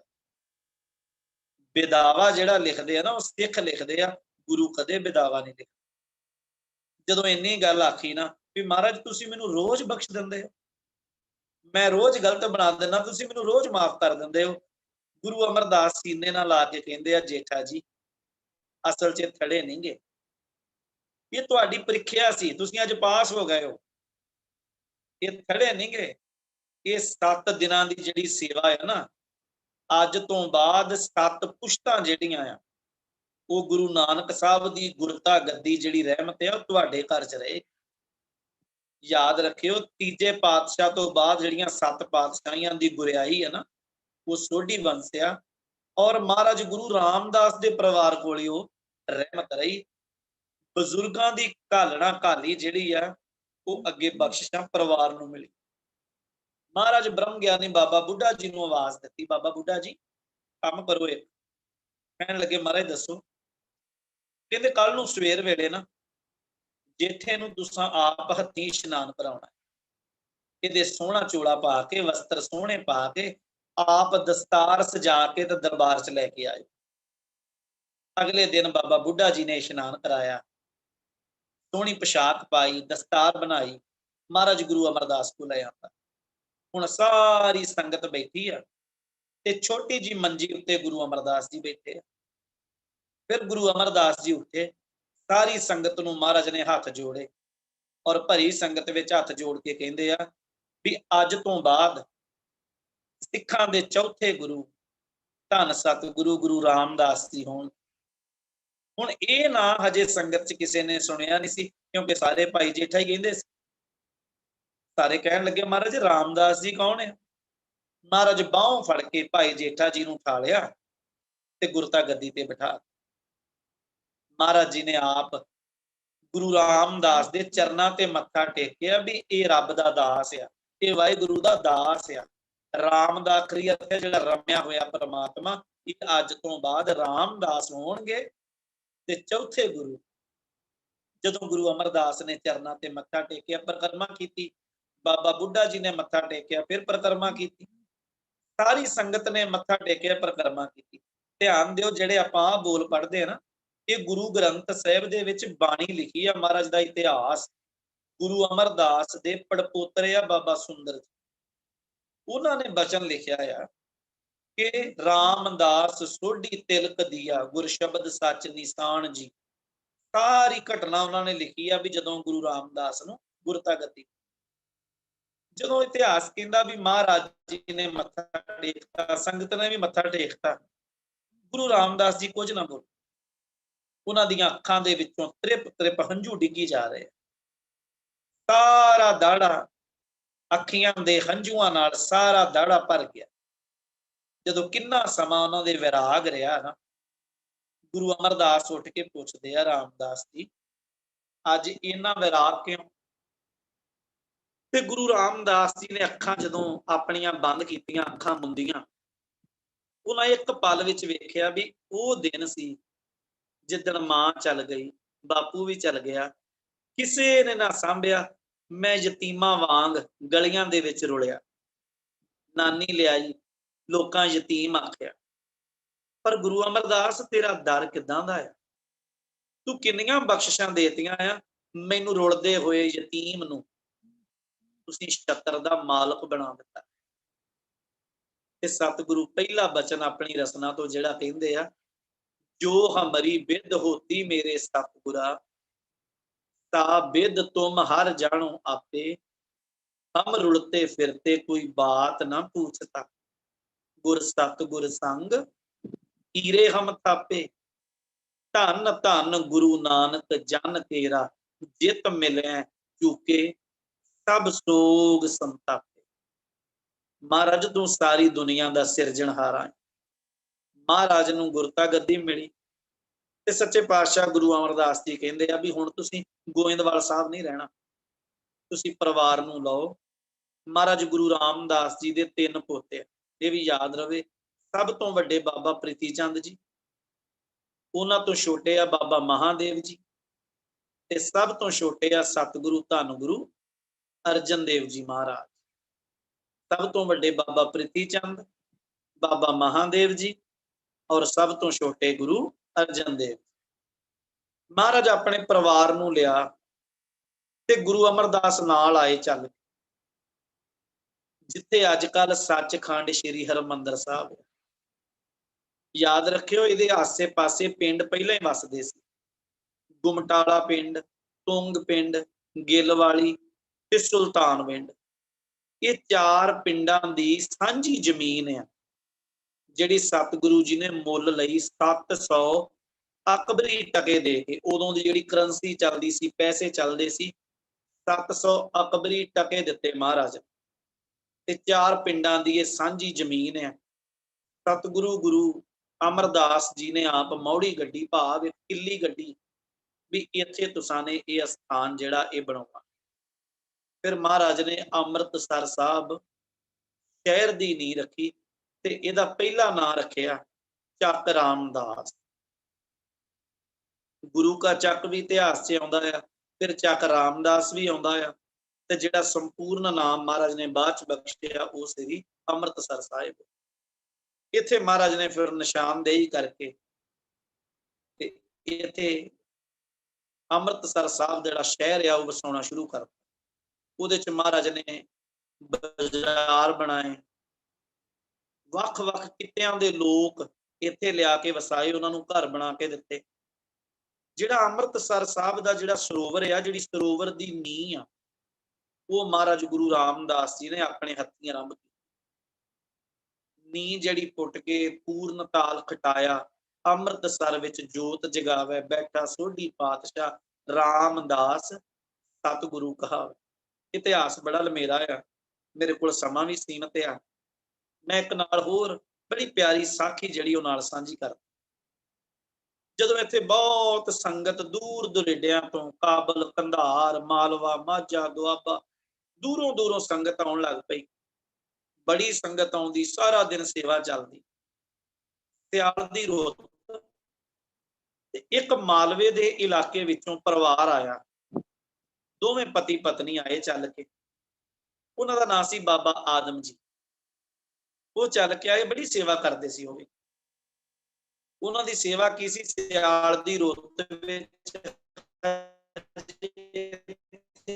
ਘਰ ਨਹੀਂ ਸੀ ਬਣੇ, ਕਿਉਂਕਿ ਸ਼ੁਰੂਆਤ ਸੀ ਸ਼ਹਿਰ ਦੀ। ਉਹ ਲੱਗੇ ਜਾਂ ਸਿੱਖਾਂ ਨੇ, ਤੇ ਭਾਈ ਜਿਹੜੇ ਆਦਮ ਜੀ ਸੀ ਉਹਨਾਂ ਨੇ ਜੰਗਲ ਦੇ ਵਿੱਚੋਂ ਵੱਡੇ ਵੱਡੇ ਮੁੱਢ ਪੁੱਟ ਕੇ ਲਿਆਉਣੇ, ਲੱਕੜਾਂ ਲਿਆਉਣੀਆਂ, ਇਕੱਠੀਆਂ ਰੱਖ ਕੇ ਲੱਕੜਾਂ ਤੇ ਉਹਨਾਂ ਦੀ ਧੂਣੀ ਬਾਲ ਦੇਣੀ, ਵੀ ਲਾਗੇ ਬੰਨੇ ਜਿਹੜੇ ਸੁੱਤੇ ਹੋਏ ਸਿੱਖ ਸੰਗਤ ਆ ਉਹਨਾਂ ਨੂੰ ਨਿੱਘ ਮਿਲਦਾ ਰਹੇ। ਇੱਕ ਦਿਨ ਗੁਰੂ ਰਾਮਦਾਸ ਮਹਾਰਾਜ ਕਹਿੰਦੇ ਆ, ਸਿੱਖਾਂ ਨੂੰ ਪੁੱਛਦੇ ਵੀ ਆ ਇੰਨੀ ਸੇਵਾ ਕੌਣ ਕਰਦਾ ਆ? ਕਹਿਣ ਲੱਗੇ, ਮਹਾਰਾਜ ਮਾਲਵੇ ਤੋਂ ਸਿੱਖ ਆਇਆ ਪਿਆ ਆ ਬਾਬਾ ਆਦਮ। ਹੁਣ ਜਦੋਂ ਰੋਜ਼ ਸਵੇਰੇ ਦੀਵਾਨ ਸਜਦਾ, ਉਸ ਦੀਵਾਨ ਦੇ ਵਿੱਚ ਗੁਰੂ ਰਾਮਦਾਸ ਜੀ ਅੰਮ੍ਰਿਤਮਈ ਬਾਣੀ ਦਾ ਕੀਰਤਨ ਆਪ ਕਰਵਾਉਂਦੇ, ਸੁਣਦੇ, ਵਿਚਾਰ ਕਰਦੇ, ਕਥਾ ਕਰਦੇ। ਫਿਰ ਮਹਾਰਾਜ ਕਹਿੰਦੇ ਵੀ ਕਿਸੇ ਸੰਗਤ ਦੀ ਕੋਈ ਵਿਚਾਰ, ਕੋਈ ਮੰਗ ਹੋਵੇ, ਕਹਿ ਸਕਦਾ ਹੈ। ਉਹਨਾਂ ਦੋਵਾਂ ਪਤੀ ਪਤਨੀ ਨੇ ਸਲਾਹ ਕੀਤੀ ਵੀ ਸਾਡੇ ਕੋਲ ਬੱਚਾ ਹੈ ਨਹੀਂ, ਆਪਾਂ ਗੁਰੂ ਰਾਮਦਾਸ ਨੂੰ ਕਹੀਏ। ਬਾਬਾ ਆਦਮ ਜੀ ਉੱਠੇ, ਹੱਥ ਜੋੜੇ, ਮਹਾਰਾਜ ਕਹਿੰਦੇ ਵੀ ਬਚਨ ਕਰੋ, ਕੀ ਮੰਗਦੇ ਹੋ? ਭਾਈ ਆਦਮ ਜੀ ਸ਼ਰਮਾ ਗਏ, ਉਹਨਾਂ ਹੱਥ ਜੋੜ ਕੇ ਬਸ ਇੰਨਾ ਹੀ ਕਿਹਾ, ਕਹਿਣ ਲੱਗੇ ਮਹਾਰਾਜ ਬਸ ਆਪਦੇ ਚਰਨਾਂ ਨਾਲ ਜੋੜੀ ਰੱਖੇ, ਬੱਚਾ ਨਹੀਂ ਮੰਗਿਆ ਉਹਨਾਂ।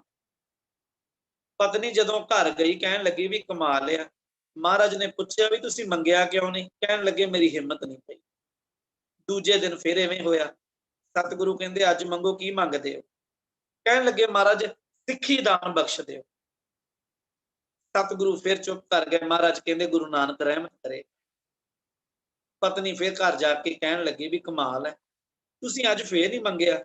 ਤੇ ਬਾਬਾ ਆਦਮ ਜੀ ਕਹਿੰਦੇ ਮੇਰੇ ਦਾੜੇ ਦੇ ਵਿੱਚ ਨਾ ਵਾਲ ਕਾਫੀ ਚਿੱਟੇ ਹੋ ਗਏ ਆ। ਮੈਂ ਜਦੋਂ ਦਾੜੇ ਵੱਲ ਵੇਖਿਆ ਤੇ ਮੇਰੇ ਮਨ 'ਚ ਵਿਚਾਰ ਆਈ ਵੀ ਸੰਗਤ ਨੇ, ਲੋਕਾਂ ਨੇ ਕਹਿਣਾ ਆ ਇਹ ਹਜੇ ਧੀਆਂ ਪੁੱਤਰਾਂ ਦੇ ਮੋਹ 'ਚ ਹੀ ਡੁੱਬਿਆ ਫਿਰਦਾ ਹੈ। ਤੀਜਾ ਦਿਨ ਜਦੋਂ ਆਇਆ ਨਾ ਜੀ, ਅੰਮ੍ਰਿਤ ਵੇਲਾ ਆਇਆ ਤੇ ਤੰਬੂ ਦੇ ਬਾਹਰ ਖੜੋ ਕੇ ਕਿਸੇ ਨੇ ਆਵਾਜ਼ ਦਿੱਤੀ, ਬਾਬਾ ਆਦਮ ਜੀ ਘਰੇ ਹੀ ਹੋ? ਬਾਬਾ ਆਦਮ ਜੀ ਜਲਦੀ ਜਲਦੀ ਉੱਠੇ, ਉਹ ਬਾਹਰ ਨਿਕਲੇ। ਬਾਹਰ ਵੇਖਿਆ ਵੀ ਕੁਝ ਸਿੱਖਾਂ ਦੇ ਨਾਲ ਧੰਨ ਗੁਰੂ ਰਾਮਦਾਸ ਖੜੋਤੇ। ਬਾਬਾ ਆਦਮ ਜੀ ਨੇ ਮੱਥਾ ਟੇਕਿਆ, ਕਹਿਣ ਲੱਗੇ ਮਹਾਰਾਜ ਕੋਈ ਸੇਵਾ, ਕੋਈ ਕਾਰਜ ਸੀ, ਮੈਨੂੰ ਸੱਦਾ ਭੇਜ ਦੇ, ਮੈਂ ਉਸੇ ਵੇਲੇ ਆ ਜਾਣਾ ਸੀ। ਤੇ ਗੁਰੂ ਰਾਮਦਾਸ ਜੀ ਮੋਢੇ ਤੇ ਹੱਥ ਰੱਖ ਕੇ ਕਹਿੰਦੇ ਆ, ਬਾਬਾ ਆਦਮ, ਜਦੋਂ ਦਾਤ ਦੇਣ ਵਾਲਾ ਤਿਆਰ ਹੋਵੇ, ਦਾਤ ਵੀ ਤਿਆਰ ਹੋਵੇ, ਮੰਗਣ ਵਾਲਾ ਮੰਗੇ ਨਾ, ਤੇ ਫਿਰ ਦੇਣ ਵਾਲੇ ਨੂੰ ਆਪ ਦੇਣ ਆਉਣਾ ਪੈਂਦਾ। ਜਿਹੜੀ ਦਾਤ ਦੀ ਤੈਨੂੰ ਲੋੜ ਸੀ ਨਾ, ਮੈਂ ਆਪਣੇ ਹਿੱਸੇ ਦਾ ਇੱਕ ਪੋਤਾ ਅੱਜ ਤੇਰੀ ਝੋਲੀ ਪਾ ਚੱਲਿਆ। ਦੱਸ ਮੇਰੀਆਂ ਗੱਲਾਂ ਯਾਦ ਰੱਖੀ, ਉਹ ਬਹੁਤ ਬੰਦਗੀ ਵਾਲਾ ਹੋਏਗਾ, ਭਗਤੀ ਵਾਲਾ ਹੋਏਗਾ, ਉਹਦਾ ਨਾਂ ਵੀ ਏਦਾਂ ਦਾ ਹੀ ਰੱਖੀ। ਤੇ ਸਭ ਤੋਂ ਵੱਡੀ ਗੱਲ ਆ, ਬਾਬਾ ਆਦਮ ਉਹਨੂੰ ਕਦੀ ਫਿਟਕਾਰਨਾ ਨਹੀਂ, ਉਹਦਾ ਹਮੇਸ਼ਾ ਪਿਆਰ ਹੀ ਰੱਖਿਓ। ਸਾਲ ਬਾਅਦ ਬਾਬੇ ਆਦਮ ਦੇ ਘਰੇ ਪੁੱਤ ਹੋਇਆ, ਨਾਂ ਰੱਖਿਆ ਭਾਈ ਭਗਤੂ ਜੀ, ਭਗਤੀ ਤੋਂ। ਤੇ ਇਹ ਵੀ ਨਾਲ ਯਾਦ ਰੱਖਿਓ ਵੀ ਬਾਬਾ ਬੰਦਾ ਸਿੰਘ ਬਹਾਦਰ ਵੇਲੇ ਸਭ ਤੋਂ ਜ਼ਿਆਦੀਆਂ ਕੁਰਬਾਨੀਆਂ ਜਿਹੜੀਆਂ ਸਰਹੰਦ ਦੇ ਵਿੱਚ ਨਾ ਭਾਈ ਭਗਤੂ ਦੇ ਪਰਿਵਾਰ ਨੇ ਦਿੱਤੀਆਂ। ਜਿਹੜਾ ਮਾਲਵੇ ਦੇ ਵਿੱਚ ਪਿੰਡ ਹੈ ਨਾ ਭਾਈ ਕਾ ਚੱਕ, ਕੋਠਾ ਗੁਰੂ ਲਾਗੇ, ਇਹ ਸਾਰਾ ਧੰਨ ਗੁਰੂ ਰਾਮਦਾਸ ਮਹਾਰਾਜ ਦੀ ਰਹਿਮਤ, ਬਾਬੇ ਆਦਮ ਦੇ ਅੱਗੇ ਔਲਾਦ ਭਾਈ ਭਗਤੂ ਜੀ ਦੀ ਰਹਿਮਤ ਨਾਲ ਵਸਿਆ ਹੋਇਆ। ਸਮਾਂ ਤਕਰੀਬਨ ਸਮਾਪਤ ਹੋ ਗਿਆ ਆ। ਗੁਰੂ ਰਾਮਦਾਸ ਜੀ ਭੱਟ ਸਾਹਿਬਾਨਾਂ ਨੇ ਨਾ ਗੁਰੂ ਰਾਮਦਾਸ ਦੀ ਸਿਫਤ 'ਚ ਬੜੇ ਸਵਈਏ ਉਚਾਰੇ। ਇਹ ਵੀ ਯਾਦ ਰੱਖਿਓ ਵੀ ਗੁਰੂ ਰਾਮਦਾਸ ਜੀ ਨੇ 30 ਰਾਗਾਂ 'ਚ ਬਾਣੀ ਉਚਾਰੀ ਹੈ। 647 ਸ਼ਬਦ ਆ ਗੁਰੂ ਰਾਮਦਾਸ। ਪਰ ਕਮਾਲ ਇਹ ਆ ਵੀ ਮਹਾਰਾਜ ਕਿਤੇ ਪੜ੍ਹਨ ਨਹੀਂ ਗਏ, ਉਹਨਾਂ ਕਿਤੋਂ ਰਾਗ ਨਹੀਂ ਸਿੱਖਿਆ। ਜਦੋਂ ਗੁਰੂ ਮਿਹਰਬਾਨ ਹੋਵੇ ਨਾ ਤਾਂ ਗੁੰਗਿਆਂ ਨੂੰ ਵੀ ਜ਼ੁਬਾਨਾਂ ਬਖਸ਼ ਦਿੰਦਾ ਹੈ। ਸੱਚੇ ਪਾਤਸ਼ਾਹ ਧੰਨ ਗੁਰੂ ਰਾਮਦਾਸ ਮਹਾਰਾਜ ਬਾਰੇ ਨਾ ਭੱਟ ਸਾਹਿਬਾਨ ਇੱਕ ਗੱਲ ਕਹਿੰਦੇ ਆ ਵੀ ਦੁਨੀਆ ਵਿੱਚ ਸਭ ਤੋਂ ਵੱਡੀ ਜਿਹੜੀ ਜ਼ਿੰਮੇਵਾਰੀ ਹੈ ਨਾ, ਤੁਸੀਂ ਇਹ ਵੇਖਿਆ ਹੋਵੇਗਾ, ਆਪਾਂ ਸਾਰਿਆਂ ਦਰਸ਼ਨ ਕੀਤੇ ਗੁਰਦੁਆਰੇ ਸਾਹਿਬ ਦੇ। ਹੁਣ ਗੁਰੂ ਨਾਨਕ ਸਾਹਿਬ ਦੇ ਜਿੰਨੇ ਗੁਰਦੁਆਰਾ ਸਾਹਿਬ ਪੰਜਾਬ, ਸਾਰੇ ਵਰਲਡ ਦੀ ਸੰਗਤ ਨਹੀਂ ਉੱਥੇ ਆਉਂਦੀ।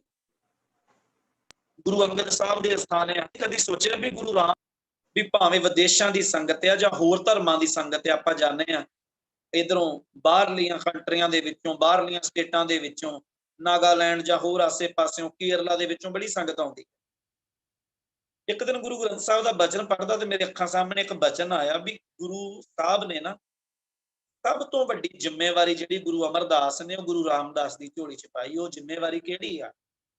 ਭੱਟ ਸਾਹਿਬਾਨ ਕਹਿੰਦੇ ਸੋਢੀ ਸ੍ਰਿਸ਼ਟ ਸਕਲ ਤਾਰਨ ਕੋ ਅਬ ਗੁਰ ਰਾਮਦਾਸ ਕੋ ਮਿਲੀ ਵਡਾਈ।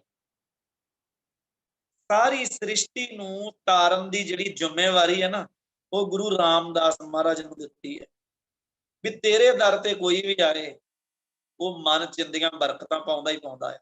ਭੱਟ ਸਾਹਿਬਾਨ ਇੱਕ ਗੱਲ ਕਹਿੰਦੇ ਆ ਵੀ ਸਿੱਖਾ ਤੇਰੇ ਕੋਲੋਂ ਹੋਰ ਕੁਝ ਨਹੀਂ ਨਾ ਕਰ ਹੁੰਦਾ, ਕੰਮਾਂ ਕਾਰਾਂ 'ਚ ਬਹੁਤ ਬਿਜ਼ੀ ਆ, ਸਾਰੀ ਦਿਹਾੜੀ ਵਿੱਚ ਹੋਰ ਕੁਝ ਨਹੀਂ, ਜਿੰਨੀ ਵਾਰੀ ਹੋ ਸਕਦਾ ਸਿਰਫ ਇੰਨਾ ਕਹਿ ਦਿਆ ਕਰ ਧੰਨ ਗੁਰੂ ਰਾਮਦਾਸ, ਧੰਨ ਗੁਰੂ ਰਾਮਦਾਸ ਜੀ। ਭੱਟ ਸਾਹਿਬਾਨਾਂ ਨੂੰ ਪੁੱਛਿਆ ਵੀ ਇੰਨੀ ਗੱਲ ਕਹਿਣ ਨਾਲ ਕੀ ਹੋਏਗਾ? ਉਹ ਕਹਿੰਦੇ ਬਸ ਇੰਨਾ ਕਹਿਣ ਨਾਲ ਹੀ ਬੇੜੇ ਪਾਰ ਹੋ ਜਾਣੇ ਆ। ਉਹਨਾਂ ਦਾ ਬਚਨ ਆ ਜਿਹੇ ਸਤਿਗੁਰ ਸਿਮਰੰਤ ਨੈਣ ਕੇ ਤਿਮਰ ਮਿਟੈ ਖਿਨ।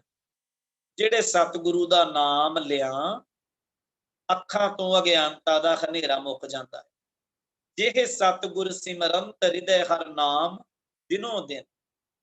ਜਿਹੇ ਸਤਿਗੁਰ ਸਿਮਰੰਤ ਜੀ ਕੀ ਤਪਤ ਮਿਟਾਵੇ।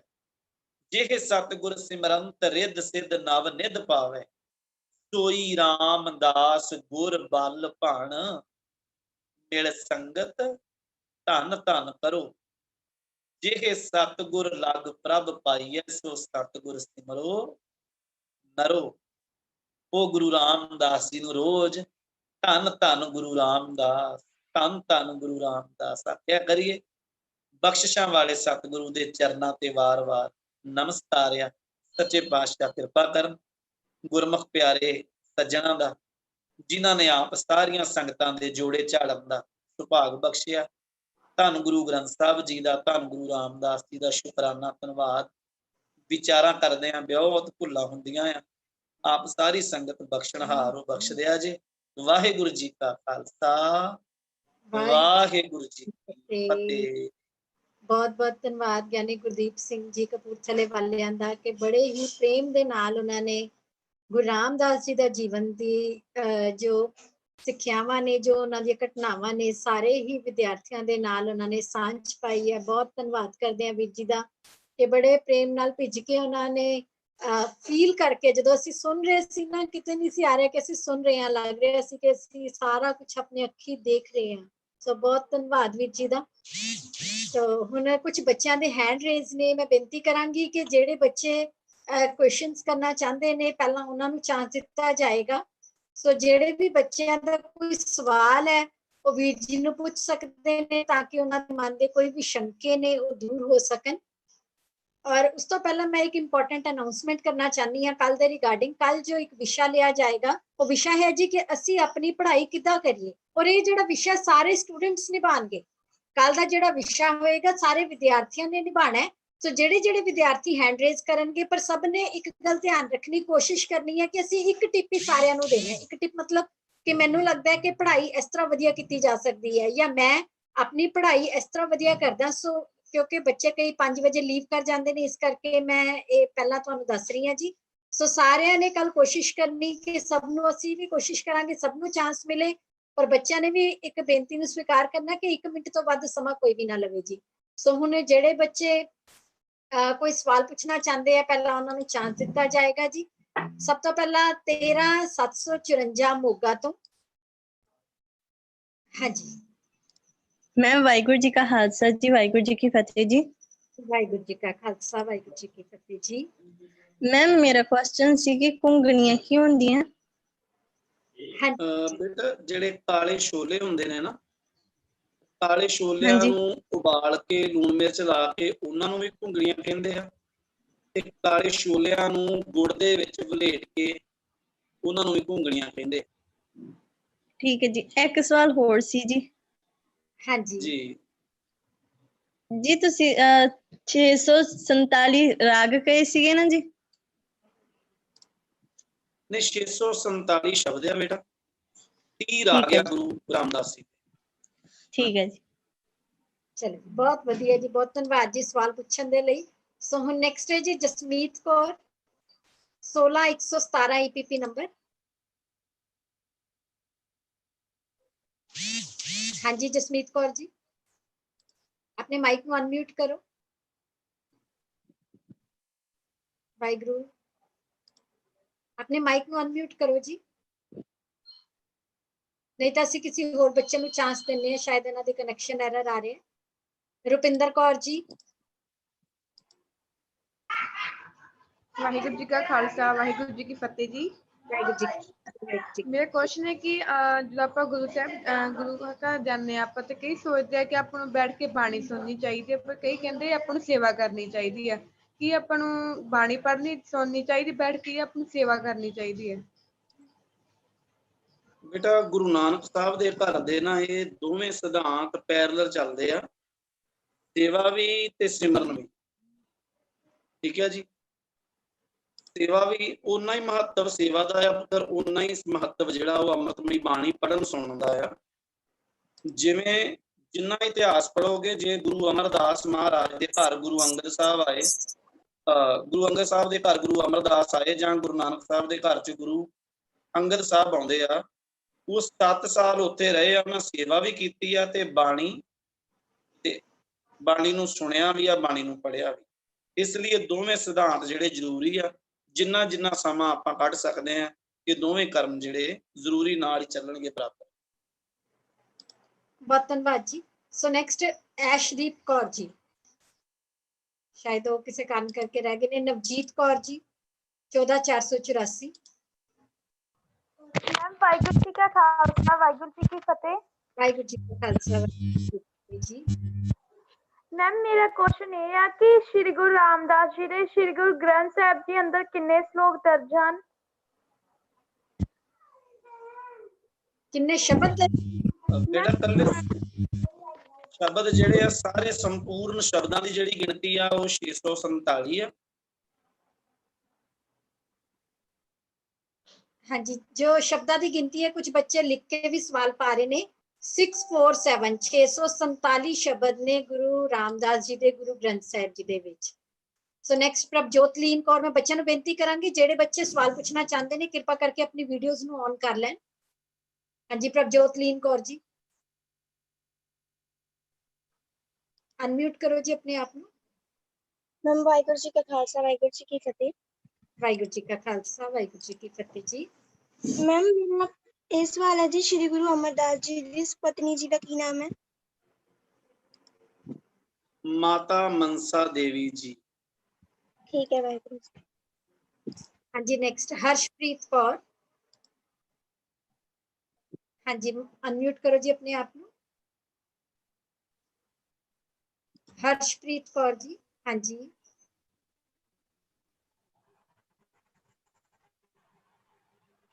थोड़ी आवाज नहीं आ रही। साडा एक क्वेश्चन है कि वाहिगुरू जी का खालसा वाहिगुरू जी की फतेह जी, बोलो जी।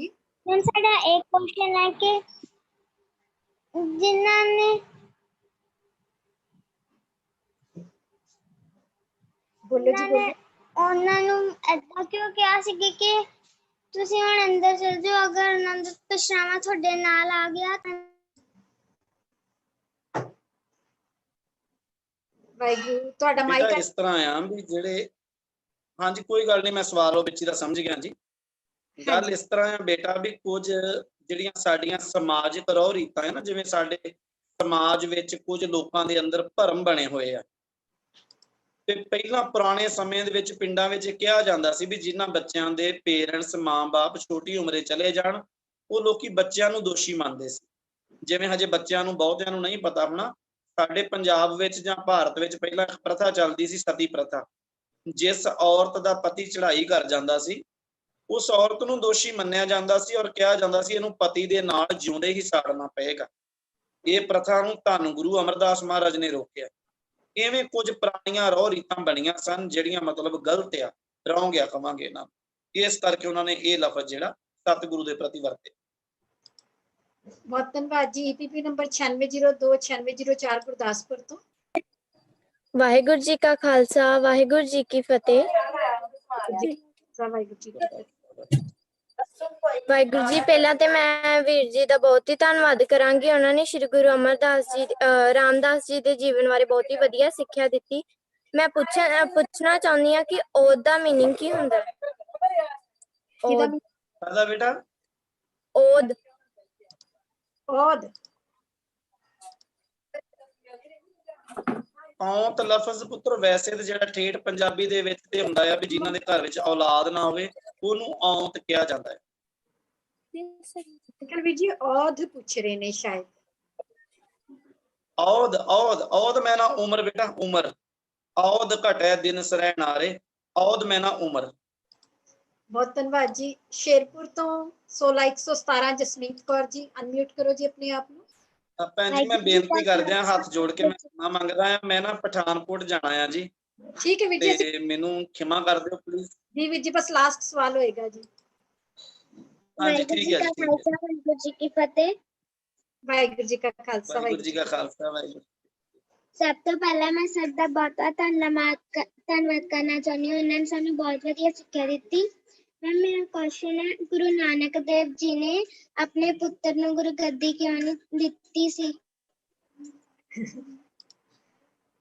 ਪਰ ਇਸ ਤਰ੍ਹਾਂ ਆ, ਗੁਰੂ ਘਰ ਦੇ ਵਿੱਚ ਨਾ ਦੋ ਲਫ਼ਜ਼ ਤੁਸੀਂ ਪੜ੍ਹੇ ਲਿਖੇ ਬੱਚੇ ਸਮਝਦੇ ਹੋ, ਇੱਕ ਹੁੰਦੀ ਸਿਲੈਕਸ਼ਨ, ਇੱਕ ਹੁੰਦੀ ਇਲੈਕਸ਼ਨ।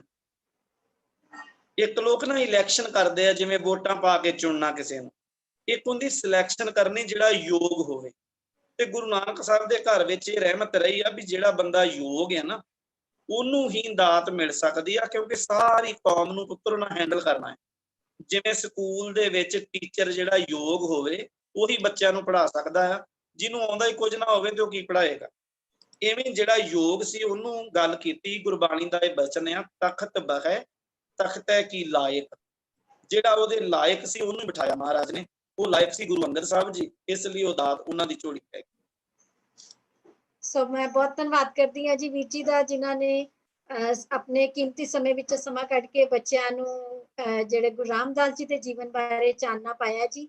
ਔਰ ਬੱਚੇ ਚੈਟ ਦੇ ਵਿੱਚ ਵੀ ਵੀਰ ਜੀ ਦਾ ਬਹੁਤ ਧੰਨਵਾਦ ਕਰ ਰਹੇ ਨੇ ਕਿ ਅੱਜ ਦਾ ਸੈਸ਼ਨ ਸਾਨੂੰ ਬਹੁਤ ਵਧੀਆ ਲੱਗਿਆ। ਔਰ ਅਸੀਂ ਪੂਰੀ ਟੀਮ ਐਜੂਕੇਟ ਪੰਜਾਬ ਪ੍ਰੋਜੈਕਟ ਦੀ ਵੀਰ ਜੀ ਦਾ ਬਹੁਤ ਧੰਨਵਾਦ ਕਰਦੇ ਹਾਂ ਕਿ ਵੀਰ ਜੀ ਨੇ ਬਹੁਤ ਹੀ ਪ੍ਰੇਮ ਦੇ ਨਾਲ ਸਾਰਿਆਂ ਦਾ ਧੰਨਵਾਦ ਜੀ ਦੇ ਜੀਵਨ ਬਾਰੇ ਚਾਨਣਾ ਪਾਇਆ। ਆਸ ਕਰਦੇ ਹਾਂ ਕਿ ਅੱਗੇ ਤੋਂ ਵੀ ਵੀਰ ਜੀ ਨੂੰ ਜਦੋਂ ਬੇਨਤੀ ਕਰਾਂਗੇ ਜ਼ਰੂਰ ਹਾਜ਼ਰੀ ਭਰਨਗੇ, ਤੇ ਖਿਮਾ ਵੀ ਮੰਗਦੇ ਹਾਂ ਕਿ ਵੀਰ ਜੀ ਦਾ ਜਿਹੜਾ ਸਮਾਂ ਉਹ ਅਸੀਂ ਉੱਪਰ ਲੈ ਗਏ ਹਾਂ। ਸੋ ਅਸੀਂ ਕੈਂਪ ਦੀ ਇੱਥੇ ਸਮਾਪਤੀ ਕਰਦੇ ਹਾਂ ਜੀ। ਅਸਲ ਵਿੱਚ ਪ੍ਰੋਗਰਾਮ ਸੀ 8 ਵਜੇ ਤੇ ਮੈਂ ਉੱਥੇ ਜਾਣਾ ਸੀ ਤਾਂ ਕਰਕੇ। ਧੰਨਵਾਦ ਜੀ ਤੁਹਾਡਾ ਵੀਰ ਜੀ, ਸਾਰੀ ਸੰਗਤ ਦਾ। ਵਾਹਿਗੁਰੂ ਜੀ ਕਾ ਖਾਲਸਾ ਵਾਹਿਗੁਰੂ ਜੀ ਕੀ ਫਤਿਹ। ਮੈਂ ਬਾਕੀ ਬੱਚਿਆਂ ਨੂੰ ਬੇਨਤੀ ਕਰਨਾ ਚਾਹੁੰਦੀ ਹਾਂ ਕੱਲ ਦੇ ਕੈਂਪ ਬਾਰੇ। ਮੈਂ ਬੱਚੇ ਕੁਝ ਮੈਸੇਜ ਦੇ ਵਿੱਚ ਪੁੱਛ ਰਹੇ ਨੇ ਕੱਲ ਦੇ ਕੈਂਪ ਬਾਰੇ, ਤਾਂ ਉਹਨਾਂ ਨੂੰ ਬੇਨਤੀ ਹੈ ਕਿ ਕੱਲ ਦਾ ਜੋ ਵਿਸ਼ਾ ਹੈ ਉਹ ਹੈ ਕਿ ਅਸੀਂ ਕਿਵੇਂ ਪੜ੍ਹੀਏ ਕਿ ਸਾਡੇ ਨੰਬਰ ਵਧੀਆ ਆਣ। ਹੁਣ ਤੁਹਾਡੇ ਸਾਰਿਆਂ ਕੋਲ ਨਾ ਅਲੱਗ-ਅਲੱਗ ਟਿਪਸ ਹੋਣਗੇ। ਕੋਈ ਕਹੇਗਾ ਇੰਨੇ ਵਜੇ ਪੜ੍ਹਨਾ ਚਾਹੀਦਾ, ਕੋਈ ਕਹਿੰਦਾ ਨੋਟਸ ਬਣਾ ਕੇ ਪੜ੍ਹਨਾ ਚਾਹੀਦਾ, ਕੋਈ ਕਿਸੇ ਕੋਲ ਕੋਈ ਟਿਪ ਹੈ, ਕੋਈ ਕਿਸੇ ਤਰੀਕੇ ਨਾਲ ਪੜ੍ਹਦਾ ਹੈ। ਸਭ ਨੇ ਜੋ ਤੁਸੀਂ ਇੱਕ ਪੁਆਇੰਟ ਦੱਸਣਾ ਹੈ ਕਿ ਜੇ ਅਸੀਂ ਏਦਾਂ ਪੜਾਂਗੇ ਜਾਂ ਮੈਂ ਏਦਾਂ ਪੜ੍ਹਦੀ ਹਾਂ ਜਾਂ ਮੈਂ ਏਦਾਂ ਪੜ੍ਹਦਾ ਵਾਂ, ਇਹਦੇ ਨਾਲ ਮੇਰੇ ਨੰਬਰ ਵਧੀਆ ਆਉਂਦੇ ਨੇ। ਇੱਕ ਟਿਪ ਸਾਰਿਆਂ ਨੇ ਕਿ ਮੈਂ ਇਸ ਤਰ੍ਹਾਂ ਕਰਦੀ ਹਾਂ ਕਿ ਮੇਰੇ ਨੰਬਰ ਵਧੀਆ ਆਉਂਦੇ ਨੇ। ਸਭ ਨੇ ਆਪਣਾ ਇੱਕ ਟਿਪ ਦੇਣਾ ਹੈ। ਸੋ ਕੱਲ ਸਾਰੇ ਹੀ ਵਿਦਿਆਰਥੀਆਂ ਦਾ ਕੈਂਪ ਹੋਏਗਾ। ਸੋ ਇਸ ਕਰਕੇ ਸਾਰੇ ਆਪਣੇ ਇੱਕ ਪੁਆਇੰਟ ਦੇ ਨਾਲ ਰੈਡੀ ਰਹਿਣਗੇ। ਹੁਣ ਉਹ ਪੁਆਇੰਟ ਤੁਸੀਂ ਦੇਖਣਾ ਹੈ, ਤੁਸੀਂ ਸਿਲੈਕਟ ਕਰਨਾ ਹੈ ਕਿ ਮੈਂ ਕਿਹੜਾ ਪੁਆਇੰਟ ਬੋਲਣਾ। ਸੋ ਸਾਰੇ ਬੱਚੇ ਜਦ ਤੱਕ ਅਟੈਂਡੈਂਸ ਲਗਾ ਰਹੇ ਨੇ, ਮੈਂ ਬੇਨਤੀ ਕਰਾਂਗੀ ਜੀ ਜਿਹੜੇ ਬੱਚੇ ਅਟੈਂਡੈਂਸ ਲਗਾ ਚੁੱਕੇ ਨੇ, ਅਗਰ ਕੋਈ ਬੱਚਾ ਅਗਰ ਲੀਵ ਕਰਨਾ ਚਾਹੁੰਦਾ ਉਹ ਕਰ ਸਕਦਾ ਹੈ। ਵਾਈਸੀ ਬਹਾਦਰ ਸਿੰਘ ਜੀ ਸਾਡੇ ਨਾਲ ਜੁੜੇ ਹੋਏ ਨੇ, ਮੈਂ ਉਹਨਾਂ ਨੂੰ ਬੇਨਤੀ ਕਰ ਰਹੀ ਸੀ ਕਿ ਆਪਣੀ ਵੀਡੀਓ ਨੂੰ ਸਟਾਰਟ ਕਰਨ, ਕਿਉਂਕਿ ਬਹੁਤ ਸਾਰੇ ਬੱਚਿਆਂ ਦੇ ਹਜੇ ਵੀ ਸਵਾਲ ਰਹਿ ਗਏ ਸੀ। ਤੇ ਅਗਰ ਕੋਈ ਵਿਦਿਆਰਥੀ ਹੋਰ ਵੀ ਕੋਈ ਸਵਾਲ ਪੁੱਛਣਾ ਚਾਹੁੰਦਾ ਹੈ, ਜਦ ਤੱਕ ਅਟੈਂਡੈਂਸ ਲੱਗ ਰਹੀ ਹੈ ਸਿਰਫ ਤਦ ਤੱਕ 5 ਮਿੰਟ ਦੇ ਲਈ, ਉਸ ਤੋਂ ਬਾਅਦ ਜਿਹੜੇ ਕੈਂਪ ਦੀ ਹੈ ਉਹ ਸਮਾਪਤੀ ਕਰ ਦਿੱਤੀ ਜਾਏਗੀ।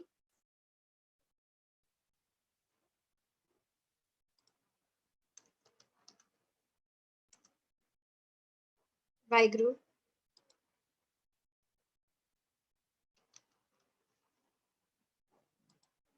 ਸੋ ਮੇਰੇ ਖਿਆਲ ਬਾਕੀ ਬੱਚਿਆਂ ਦੇ ਜਿਹੜੇ ਹੈਂਡ ਹੈ ਸ਼ਾਇਦ ਉਹ ਰੇਜ਼ ਨਹੀਂ ਹੈਗੇ, ਉਹਨਾਂ ਬੱਚਿਆਂ ਦੇ ਕੋਈ ਸਵਾਲ ਨਹੀਂ ਹੈ। ਸੋ ਅਸੀਂ ਬੇਨਤੀ ਕਰਦੇ ਹਾਂ ਜੀ ਜਿਹੜੇ ਵੀ ਬੱਚੇ ਆਪਣੀ ਅਟੈਂਡੈਂਸ ਲਗਾ ਰਹੇ ਨੇ ਉਹ ਅਟੈਂਡੈਂਸ ਲਗਾ ਕੇ ਲੀਵ ਕਰ ਸਕਦੇ ਨੇ ਜੀ। ਇੱਕ ਦੋ ਬੱਚਿਆਂ ਦੇ ਸਵਾਲ ਆ ਰਹੇ ਨੇ ਜੀ ਜਿੰਨੇ ਕੋ ਅਸੀਂ ਆਨਸਰ ਕਰ ਸਕਦੇ ਹਾਂ ਜਦ ਤੱਕ ਅਟੈਂਡੈਂਸ ਲੱਗ ਰਹੀ ਹੈ। ਹਾਂਜੀ ਸੰਗਰੂਰ ਤੋਂ 13543। ਹਾਂਜੀ ਬੋਲੋ ਜੀ। ਜੀ ਵਾਹਿਗੁਰੂ ਜੀ ਕਾ ਖਾਲਸਾ ਵਾਹਿਗੁਰੂ ਜੀ ਕੀ ਫਤਿਹ ਜੀ। ਵਾਹਿਗੁਰੂ ਜੀ ਕਾ ਖਾਲਸਾ ਵਾਹਿਗੁਰੂ ਜੀ ਕੀ ਫਤਿਹ ਜੀ।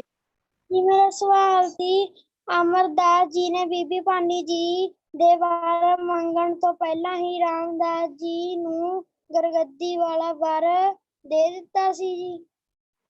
ਨਹੀਂ, ਏਦਾਂ ਨਹੀਂ ਹੈ।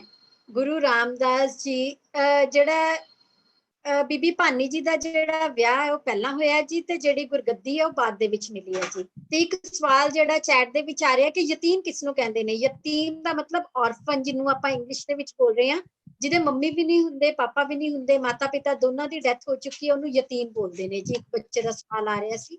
ਸੋ ਹਾਂਜੀ, ਹੁਣ ਨੈਕਸਟ ਰੋਪੜ ਤੋਂ ਜੀ 9480। ਮੈਂ ਬਾਕੀ ਬੱਚਿਆਂ ਨੂੰ ਬੇਨਤੀ ਕਰਾਂਗੀ, ਕਿਰਪਾ ਕਰਕੇ ਤੁਸੀਂ ਮੈਮ ਵਾਹਿਗੁਰੂ ਜੀ ਕਾ ਖਾਲਸਾ ਵਾਹਿਗੁਰੂ ਜੀ ਕੀ ਫਤਿਹ। ਵਾਹਿਗੁਰੂ ਜੀ ਕਾ ਖਾਲਸਾ ਵਾਹਿਗੁਰੂ ਜੀ ਕੀ ਫਤਿਹ ਜੀ। ਹਾਂਜੀ ਮੈਮ, ਮੇਰਾ ਕੁਐਸਚਨ ਇਹ ਹੈ ਕਿ ਜਿਸ ਤਰ੍ਹਾਂ ਸਰ ਨੇ ਦੱਸਿਆ ਸੀਗਾ ਜਿਹੜੇ ਬਾਬਾ ਆਦਮ ਜੀ ਦੇ ਮਤਲਬ ਪੁੱਤਰ ਜੀ ਸੀਗੇ ਭਾਈ ਭਗਤੂ ਜੀ, ਵੀ ਉਹਨਾਂ ਨੇ ਕਿਹਨਾਂ ਦੇ ਸਮੇਂ ਉਹਨਾਂ ਦੇ ਪਰਿਵਾਰ ਨੇ ਵੱਧ ਤੋਂ ਵੱਧ ਕੁਰਬਾਨੀਆਂ ਦਿੱਤੀਆਂ ਸੀ? ਕਿ ਬਾਬਾ ਬੰਦਾ ਸਿੰਘ ਬਹਾਦਰ ਜੀ ਦੇ ਸਮੇਂ? ਹਾਂਜੀ, ਉਹਨਾਂ ਨੇ ਦੱਸਿਆ ਸੀ ਕਿ ਬਾਬਾ ਬੰਦਾ ਸਿੰਘ ਬਹਾਦਰ ਜੀ ਦੇ ਵੇਲੇ ਜੋ ਜ਼ਿਆਦਾ ਜਿਹੜੀ ਕੁਰਬਾਨੀਆਂ ਦਿੱਤੀਆਂ ਸੀ ਉਹ ਭਾਈ ਭਗਤੂ ਜੀ ਦੇ ਪਰਿਵਾਰ ਦੇ ਵਿੱਚੋਂ ਸਨ। ਠੀਕ ਹੈ ਮੈਮ, ਵਾਹਿਗੁਰੂ ਜੀ ਕਾ ਖਾਲਸਾ ਵਾਹਿਗੁਰੂ ਜੀ ਕੀ ਫਤਿਹ। ਪਲਕਪ੍ਰੀਤ ਕੌਰ ਜੀ। ਹਾਂਜੀ ਪਲਕਪ੍ਰੀਤ ਕੌਰ ਜੀ, ਅਨਮਿਊਟ ਕਰੋ ਜੀ ਆਪਣੇ ਆਪ ਨੂੰ। ਮੈਂ ਵਾਹਿਗੁਰੂ ਜੀ ਕਾ ਖਾਲਸਾ ਵਾਹਿਗੁਰੂ ਜੀ ਕਾ ਖਾਲਸਾ ਵਾਹਿਗੁਰੂ ਜੀ ਕੀ ਫਤਿਹ। ਮੈਮ, ਜੋ ਸਰ ਨੇ ਦੱਸਿਆ ਸੀ ਕਿ ਗੁਰੂ ਅਮਰਦਾਸ ਜੀ ਦੇ ਜਿਹੜੇ ਸੁਪਤਨੀ ਸੀ ਉਹਨਾਂ ਦਾ ਨਾਮ ਮਾਨਸਾ ਦੇਵੀ ਸੀ। ਮੈਮ, ਉਹਨਾਂ ਦਾ ਨਾਮ ਮਾਨਸਾ ਦੇਵੀ ਨਹੀਂ ਸੀ, ਬੀਬੀ ਰਾਮ ਕੌਰ ਜੀ ਸੀ। ਪਹਿਲੀ ਗੱਲ, ਕੌਰ ਨਹੀਂ ਆ ਸਕਦਾ ਜੀ। ਜਿਹੜਾ ਕੌਰ ਤੇ ਸਿੰਘ ਸ਼ਬਦ ਹੈ ਉਹ ਗੁਰੂ ਗੋਬਿੰਦ ਸਿੰਘ ਜੀ ਦੇ ਸਮੇਂ ਤੋਂ ਸ਼ੁਰੂ ਹੋਇਆ ਹੈ, ਕਿਉਂਕਿ ਆਪਾਂ ਜਿੰਨੇ ਵੀ ਗੁਰੂ ਸਾਹਿਬਾਨਾਂ ਦੇ ਨਾਮ ਪੜ੍ਹਦੇ ਆ ਜਾਂ ਉਸ ਤੋਂ ਪਹਿਲਾਂ ਜਿੰਨੇ ਵੀ ਸਿੱਖਾਂ ਦੇ ਨਾਮ ਪੜ੍ਹਦੇ ਆ, ਕਿਸੇ ਦੇ ਨਾਮ ਦੇ ਨਾਲ ਵੀ ਸਿੰਘ ਜਾਂ ਕੌਰ ਨਹੀਂ ਸੀ। ਸੋ ਇਸ ਕਰਕੇ ਸਾਰੇ ਇਹ ਚੀਜ਼ ਦਾ ਧਿਆਨ ਰੱਖਣਾ ਜੀ। ਕੌਰ ਤੇ ਸਿੰਘ ਸ਼ਬਦ ਹੈ ਉਹ ਗੁਰੂ ਗੋਬਿੰਦ ਸਿੰਘ ਜੀ ਨੇ ਸਾਨੂੰ ਦਿੱਤਾ ਹੈ ਜੀ। ਹਾਂਜੀ, ਨੈਕਸਟ 13505। ਮੈਂ ਵਾਹਿਗੁਰੂ ਜੀ ਕੀ ਖਾਲਸਾ ਵਾਹਿਗੁਰੂ ਜੀ ਕੀ ਫਤਿਹ। ਵਾਹਿਗੁਰੂ ਜੀ ਕਾ ਖਾਲਸਾ ਵਾਹਿਗੁਰੂ ਜੀ ਕੀ ਫਤਿਹ ਜੀ। ਮੈਮ, ਜਿਹੜਾ ਜੀ ਉਹਨਾਂ ਨੇ ਪੰਕਤੀਆਂ ਹੀ ਦੱਸੀਆਂ ਸੀ ਨਿਮਾਣਿਆਂ ਦਾ ਨਿਮਾਣ, ਮੈਮ ਉਹ ਕਿੰਨਾ ਦੁਆਰਾ ਲਿਖੀ ਗਈ ਹੈ ਜੀ? ਦੁਬਾਰਾ ਬੋਲਣਾ ਜੀ, ਤੁਹਾਡਾ ਸਵਾਲ ਨਹੀਂ ਸਮਝ ਆਇਆ ਜੀ। ਜਿਹੜਾ ਗੁਰੂ ਗ੍ਰੰਥ ਸਾਹਿਬ ਵਿੱਚ ਲਿਖਿਆ ਨਹੀਂ, ਨਿਮਾਣਿਆਂ ਦੇ ਨਿਮਾਣ, ਓਟਿਆਂ ਦੀ ਓਟ, ਇਹ ਗੁਰੂ ਗ੍ਰੰਥ ਸਾਹਿਬ ਜੀ ਦੇ ਵਿੱਚ ਨਹੀਂ ਲਿਖਿਆ ਗਿਆ।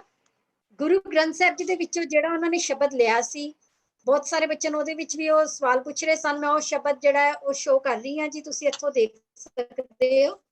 ਜਿਹੜਾ ਗੁਰੂ ਗ੍ਰੰਥ ਸਾਹਿਬ ਜੀ ਦੇ ਵਿੱਚੋਂ ਸ਼ਬਦ ਲਿਆ ਗਿਆ ਸੀ, ਉਹਨਾਂ ਨੇ ਵਾਲਾ ਬੋਲਿਆ ਸੀ, ਜਹ ਸਤਿਗੁਰ ਸਿਮਰੰਤ ਨਯਨ ਕੇ ਤਿਮਰ ਮਿਟੈਖਿਨ, ਜੋ ਕਿ ਭੱਟਾਂ ਦੇ ਸਵਈਆਂ ਵਿੱਚੋਂ ਹੈਗਾ।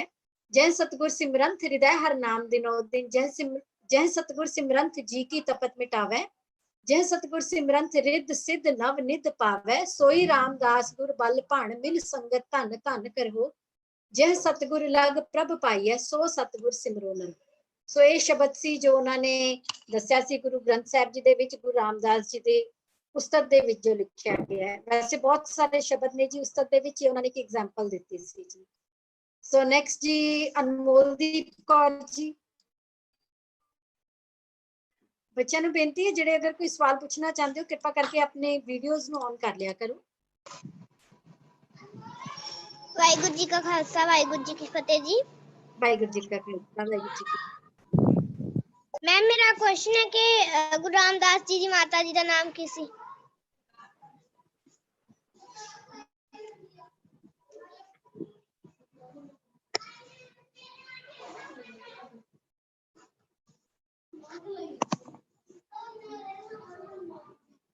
ਵਾਹਿਗੁਰੂ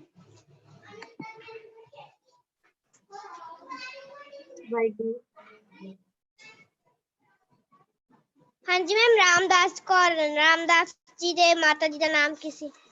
ਗੁਰੂ ਰਾਮਦਾਸ ਨੇ ਦੱਸਦੀ ਹਾਂ ਜੀ ਇਹਦਾ ਆਨਸਰ, ਇੱਕਦਮ ਮੇਰੇ ਧਿਆਨ 'ਚ ਨਹੀਂ ਆ ਰਿਹਾ ਜੀ। ਇਹਦਾ ਆਨਸਰ ਮੈਂ ਤੁਹਾਨੂੰ ਹੁਣੇ ਕਰਦੀ ਹਾਂ ਜੀ। ਨੈਕਸਟ